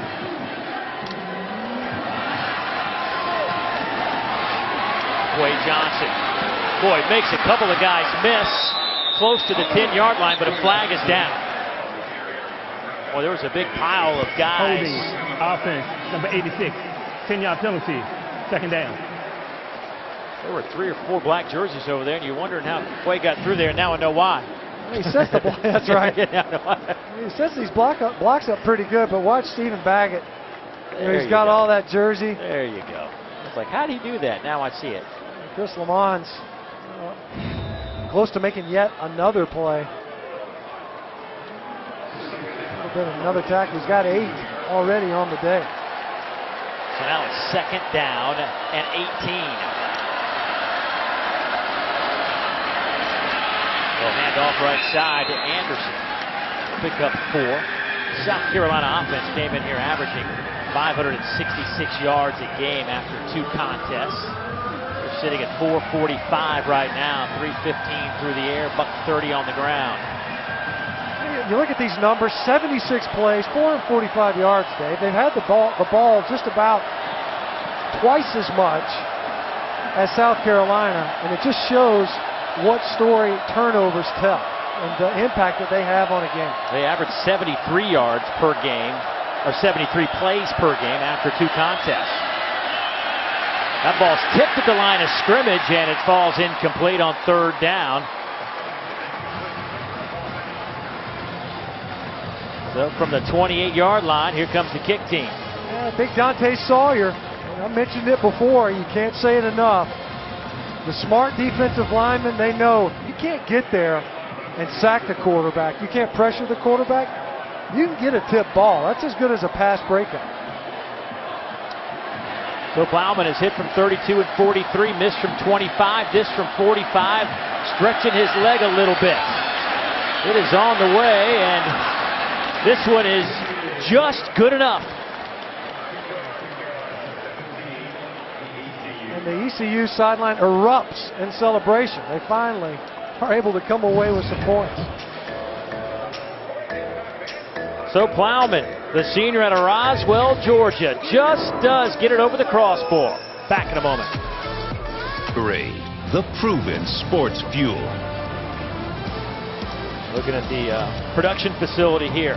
Control room on campus. In fact, just around the corner from our production trucks here. Do a lot of events for us on the SEC network. That is a high-tech facility. Some great work. We're at Williams-Brice Stadium. Dave Neal alongside Matt Stinchcomb, Olivia Harlan down on the sidelines. In South Carolina, 17 points in the first 7.5 minutes of this game, and nothing since. But the good news, if you're a Gamecock fan, is your defense has come up with some big plays and kept East Carolina out of the end zone. Just field goals for the Pirates today. Time for us to get an update. Head to Dari. What do you got? Wow. Alabama channeling the Gamecock defense, huh? A half-yard line, you settle for a field goal? That's going to be the theme mantra for a lot of That's clubs. right. We're going to channel our Gamecock defense. We got to play red zone defense like South Carolina. 1st and 10. Randall McElwain trying to keep this offense on the field for at least maybe a couple of first downs. Good start here. Pass is caught by the tight end, K.C. Crosby. 19 yards on that pickup. We don't usually talk about patience on rollout passes, but McElwain setting his feet and then throwing that football behind the head of Pat Green in coverage and allowing K.C. Crosby to make that play. Former Elite 11 quarterback, Pennsylvania Gatorade Player of the Year. Sets, fires, wide open is another tight end, Hayden Hurst. He's inside the 20. Another first down. A couple of baseball players going at it right there. That's right. Here's Hayden Hurst right here. Split off the end of the line.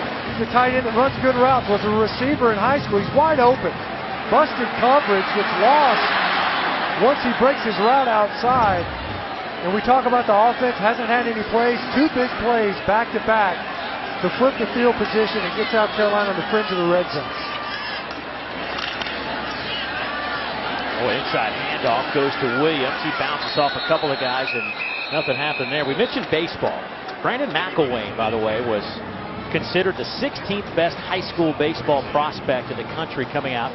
Played a little bit with the Gamecock baseball team last year. Hayden Hurst, that guy right there, did play some professional baseball, a couple of years in the Pirates organization, threw it low 90s, just couldn't get his control down, so he decided to give up pitching, played first base in his last year in the Pirates organization. That didn't go well, decided, you know what, let's go back and play some football, and that's where he found the Gamecocks, and they're glad to have him. Looking for Mr. Hurst. And we talked to him yesterday, Hayden Hurst, and talked about his baseball career and how much he loved playing football. He gave up football his senior year in high school to concentrate on baseball, but always in the back of his mind, he felt like, you know what, I can do this. I always go back and play a little football, right? It's not the first time we've heard that story. South Carolina, lucky to have him. He said Perry Orth, who's from the same area in Florida outside of Jacksonville, was the key element in getting him recruited to come here to South Carolina. McElwain trying to keep it. A little bit of traffic up the middle, so he kicks it to the outside. No gain on the play. Yeah, it looked like they were going to try to get McElwain inside. Once again, though, linebacker blitz inside in the A-gap. Jordan Williams crashing down, and of course McElwain to bounce it outside. Good job by the Pirate defense to string him out to the sideline. Boy, and is this a big field goal coming up right here to try to stretch this back out to an 11-point game? Elliott Fry's the guy you won on the far hash. A 39-yard field goal attempt out of the hold of Sean Kelly. Kick is on the way. It is good.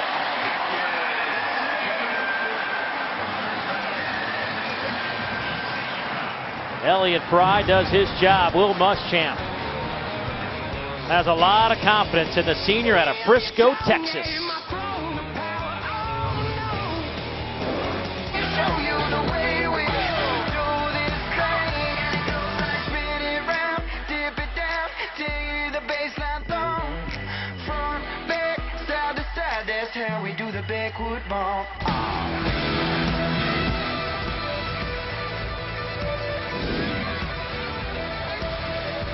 What a start it was for South Carolina and Will Muschamp's home opener after 2 road games in conference play. They got home late both nights.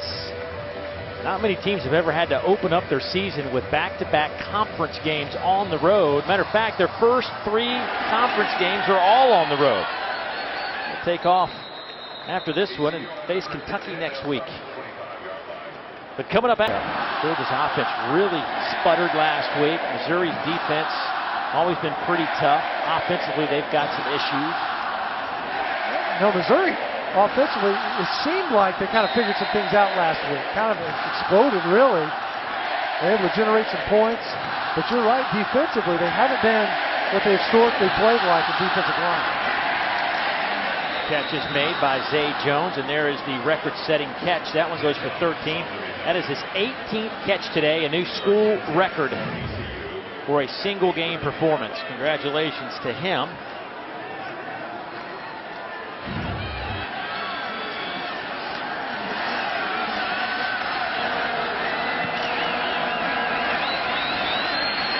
Five-man rush. East Carolina can't hold up. Taylor Stallworth, Darius English, down goes Nelson, a loss of 9. That time they brought a blitz. South Carolina confuses the protection. You see T.J. Holloman and Darius English stunning inside. He got just enough attention of center J.T. Boyd to pull him away from Darius English, looping inside on the stunt. That is 4 sacks today for a team that had 1 in their prior 2 games. They'll swing it out to the wide side. Catch is made by Devin Anderson. He'll get it back to the original line of scrimmage. Well, we mentioned the takeaways, Dave, but some of the difficulties for ECU today offensively have been these negative yardage plays. If it's not a tackle for loss, it's a sack. They've had a couple of ill-timed penalties. They never show up when you want them to. They've really hurt their offense. Nelson lofts it up in the air, and that pass is dropped, and a flag comes in late. DeMarcus King was on the coverage. Defense, number 7, automatic first down. Only 3-man rush. Will Nelson still got hit. You see DeMarcus King running with Jimmy Williams, and it's that right hand. He had contact with his right arm, never gets his head around. Look at this pressure though. Philip Nelson, he's taking some shots here today. One on a scramble where he had to leave the game. But once again, pass interference keeping drives alive for East Carolina. Nelson 36 of 48, 338, no TDs, and 2 huge picks. That one is caught at the 41 by Anderson. That's 6 yards. Clock at 4:48, 4:47. All 3 timeouts remaining for East Carolina.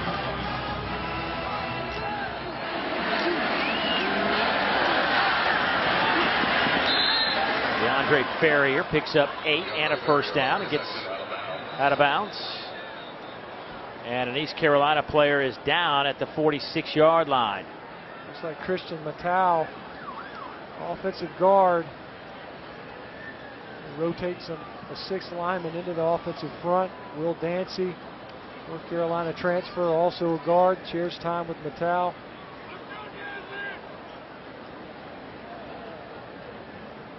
You see him being attended to. And the offense for ECU off of that pass interference once again.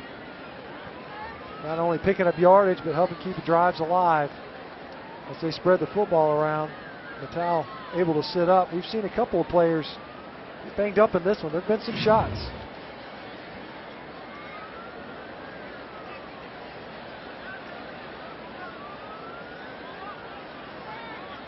Yeah, looks like, I wonder if he didn't sublux that shoulder. That's when the shoulder kind of comes out and then comes back in. He was taking a shot. Looked like Darius English was trying to get his hands up. Whenever a defensive lineman jumps, if you're an offensive lineman, you want him to make him pay for it. That's what Christian Matau was trying to do. And I wonder if he didn't slide that right shoulder out when he gave him a shot.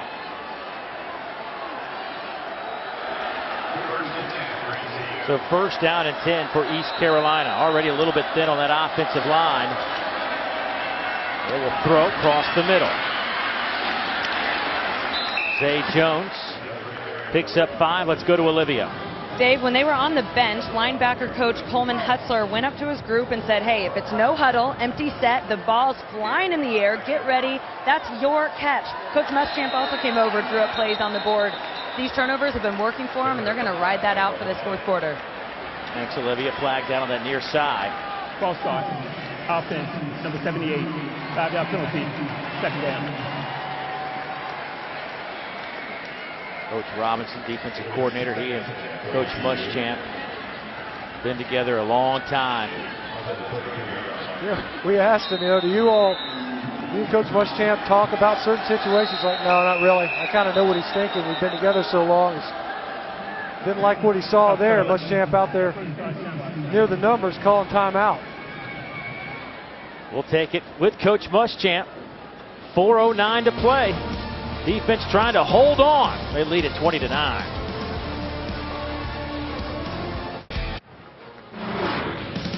Well, Zay Jones came in as the active leader in the NCAA in catches with 258. He has 278 today, and even Matt Stinchcomb can do that math. That's pretty good. That is 20 catches. Unreal. I mean, Matt, it has been crazy how good he's been. A dominating performance in what is an underwhelming scoreboard. You look at only 9 points to show for one of the most prolific. This is the most prolific performances I've ever seen out of a receiver from a reception standpoint. School record with those 20 catches, but East Carolina trailing on the scoreboard. Make it 21 catches. That'll be a 9-yard pickup. Actually, they'll give him 10 and a first down. Philip Nelson, one of the things the coaches like so much about him is he knows where to go with the football, even under duress. I think that we're understanding his decision tree and where it starts.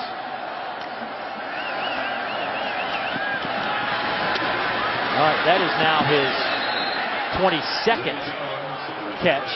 And by the way, he is one off an NCAA record. 23 is the record.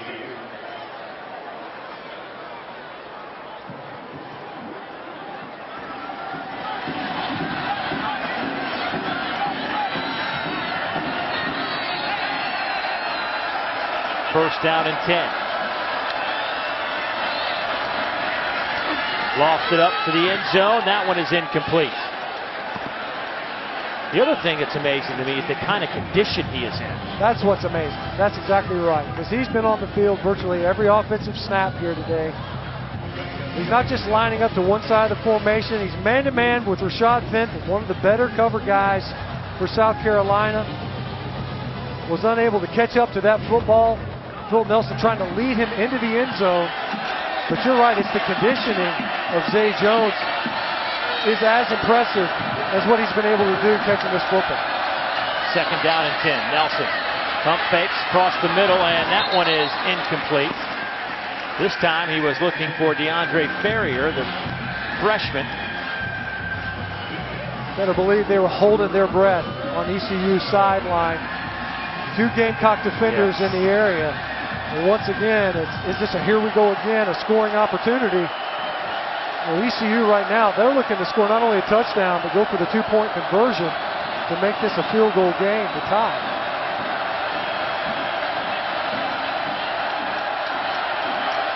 .3:15 to go.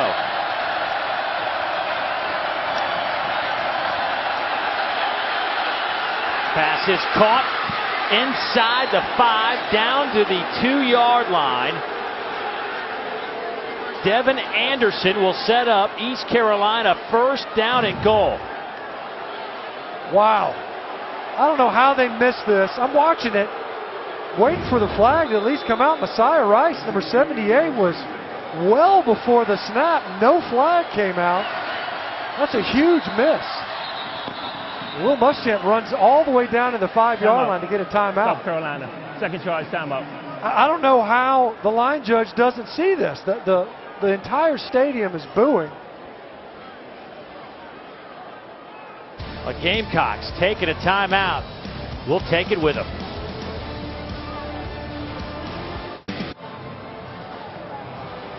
East Carolina knocking on the door again, but a moment ago, East Carolina got away with one, perhaps. Well, watch left tackle Messiah Rice.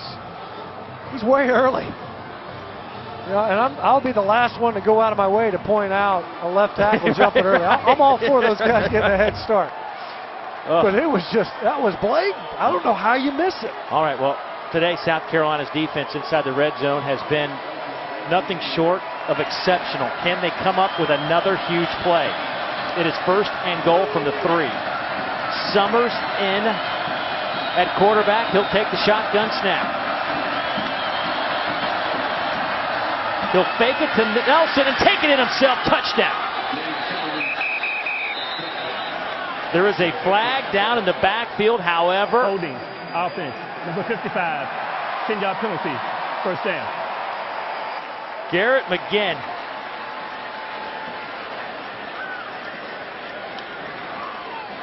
They ran a counter trade. You end up having 2 blockers at the point of attack. See Garrett McGinn, number 55. You see right there. What it is you're blocking down. And these defensive linemen, you know, they see the flow of the play going the opposite direction. They're trying to cross your face. And Garrett McGinn just trying to hold him there and literally did so. Ended up tossing. So now it's first and goal from the 12. Nelson takes the snap. That pass is caught by Zay Jones, and he just tied an NCAA record with his 23rd catch of the game. Really just gave them an opportunity to throw the ball to Zay Jones. You score right there, maybe you don't get the ball back. Huge penalty, of course, and no way to get up the first down. You have to get it into the end zone. Nelson dumps it off underneath. Pass caught. Devin Anderson, touchdown. East Carolina from 4 yards away. They finally get to the end zone. And now they got to go for 2. Philip Nelson was sprinting over to the side, and I don't know if he was expecting a James Summers package. because for sure you go for 2 right here to at least allow a field goal to tie it.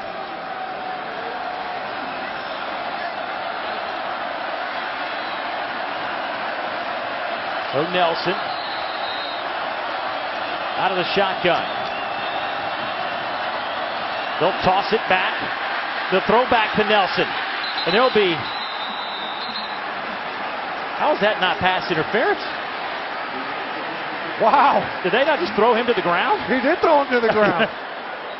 And it was totally unnecessary because it's a bad ball. Zay Jones, back foot. Look at this, Darius English. I don't know how you don't call that. And Philip Nelson doesn't either. And Scotty Montgomery, he's losing his mind, and rightfully so. Well, those are 2 easy misses right there on the same sideline. Messiah Rice with the false start. Oh, boy. Then you get a holding call on a walk-in touchdown. How do you not? Are you serious? I don't know how a flag doesn't come out on this. It's a mugging.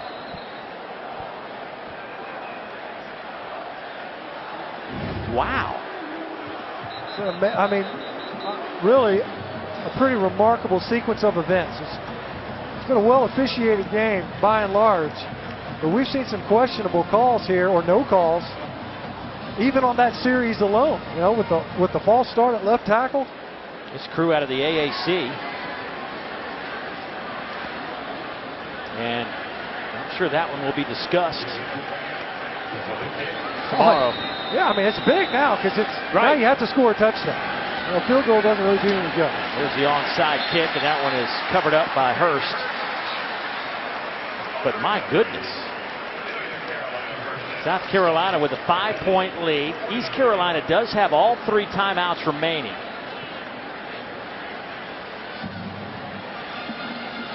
See Coach Montgomery regaining his composure, but he was incredulous. I can't believe that we don't get another crack at this 2-point conversion. See the flip to Zay Jones. He doesn't get much on that football at all, and it's well underthrown, but Philip Nelson had no chance to adjust to it because Darius English just threw him to the ground. 2:29 to go in a 20-15 game. Inside handoff, and that was close to a big pickup for A.J. Turner. Only 6. There's the first timeout used by East Carolina. Yeah, we haven't seen a ton of yards gained from the running back position, especially between the tackles, but with the way ECU commits to the line of scrimmage, they continue to do that. There's a real chance A.J. Turner pops one.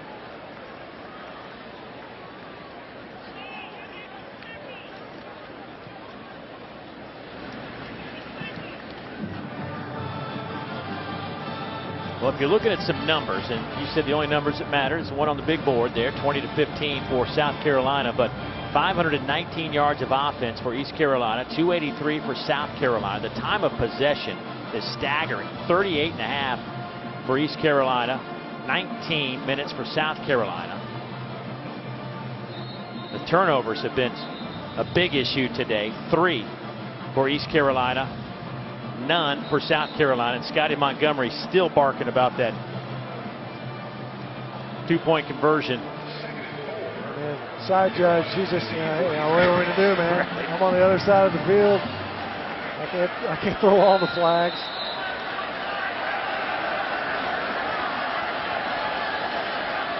First in motion across the formation, and there's a false start.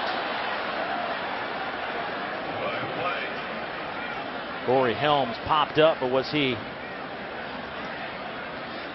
drawn off sides? False start. Offense, number 69. 5-yard penalty. So it's DJ Park. Yeah, well, I think they must have gotten the wrong number because I think you were right. I think it was Corey Helms. And ECU was stemming their defensive line. Sometimes you'll see them call it. The offensive lineman was induced, made the jump, and you see some of these defensive ends, outside linebackers flinching. That time the Pirate defensive line just stemming down horizontally. Corey Helms got a little bit nervous and jumped. Second down and 9. McElwain will keep it himself. Oh, he's tripped up. Somebody reached in there and just got him by his shoe. It looked like Cam White, the linebacker. Timeout. ECU. Yeah, second charge, timeout. Yeah, 30-second timeout. So it'll be third down and about 3.5 now for South Carolina after that timeout. 2:16 to play. Well, it's been kind of a close one, of course. And third downs haven't been good to South Carolina. An opportunity for ECU to try to get it back. Well, tonight.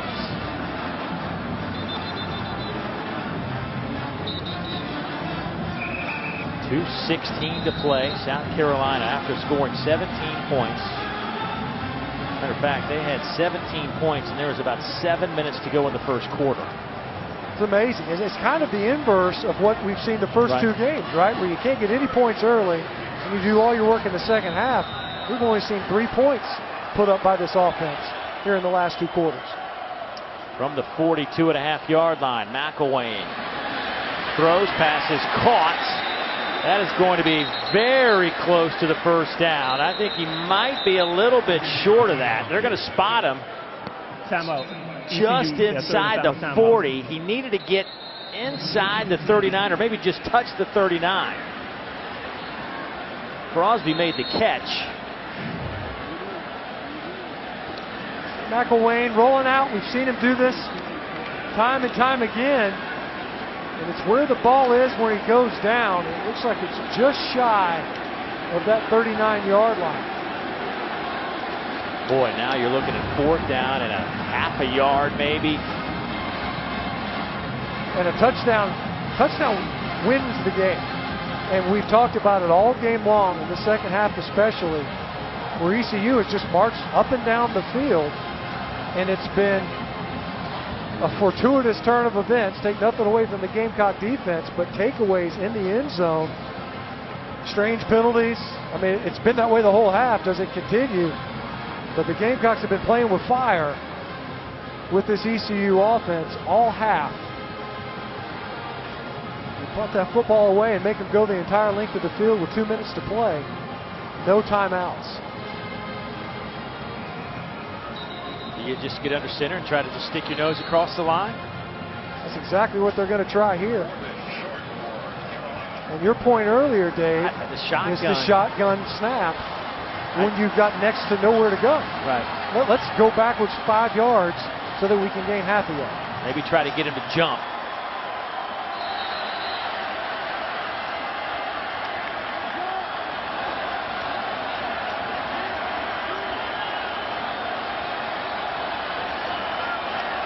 Fourth down and inches. They'll go McElwain option. First down and a whole lot more. David Williams turns the corner, and that'll seal the deal for South Carolina. 25 yards. How about the old speed option to pick up a 4th and short? We get Deion Pratt, number 1, crashing down, and it's easy pickings. Just throw an easy pitch, something that David Williams can field and get upfield with that football and get the conversion. A huge play for South Carolina offensively, and a dodged bullet this entire half. They struggled offensively, but they were able to get it done. The defense, though, they were the ones that came up with the big plays. The play clock for 40 seconds. Start both of my signals. Our head referee instructing the clock operator to reset it to 2.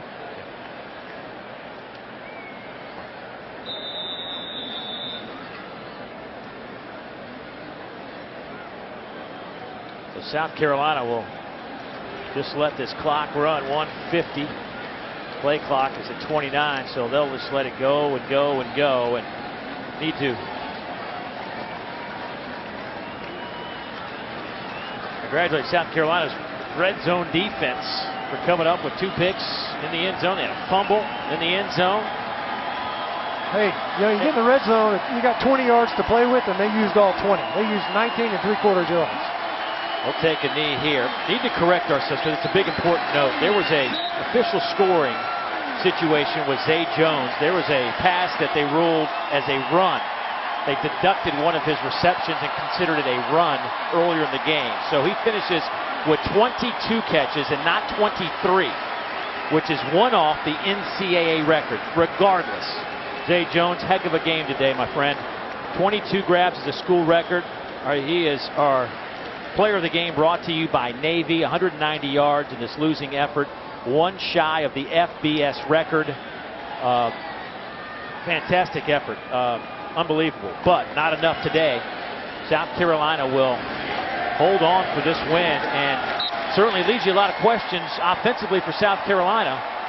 Where do we go? Not a lot of offense here for 3.5 quarters, but Will Muschamp says we're about winning games, and that's what they did today. That's right, and you've got a defense that you know will stand up and get you the plays that you absolutely need. They can't make a living on the way that they played in this game the entire season, but it was enough, and they were able to start fast, something that has eluded South Carolina all season long. For ECU, plenty of positives to take from this game outside of the 20-yard line in. Otherwise, the future seems very bright for the Pirates going forward in the American Athletic Conference. Let's go down to Olivia.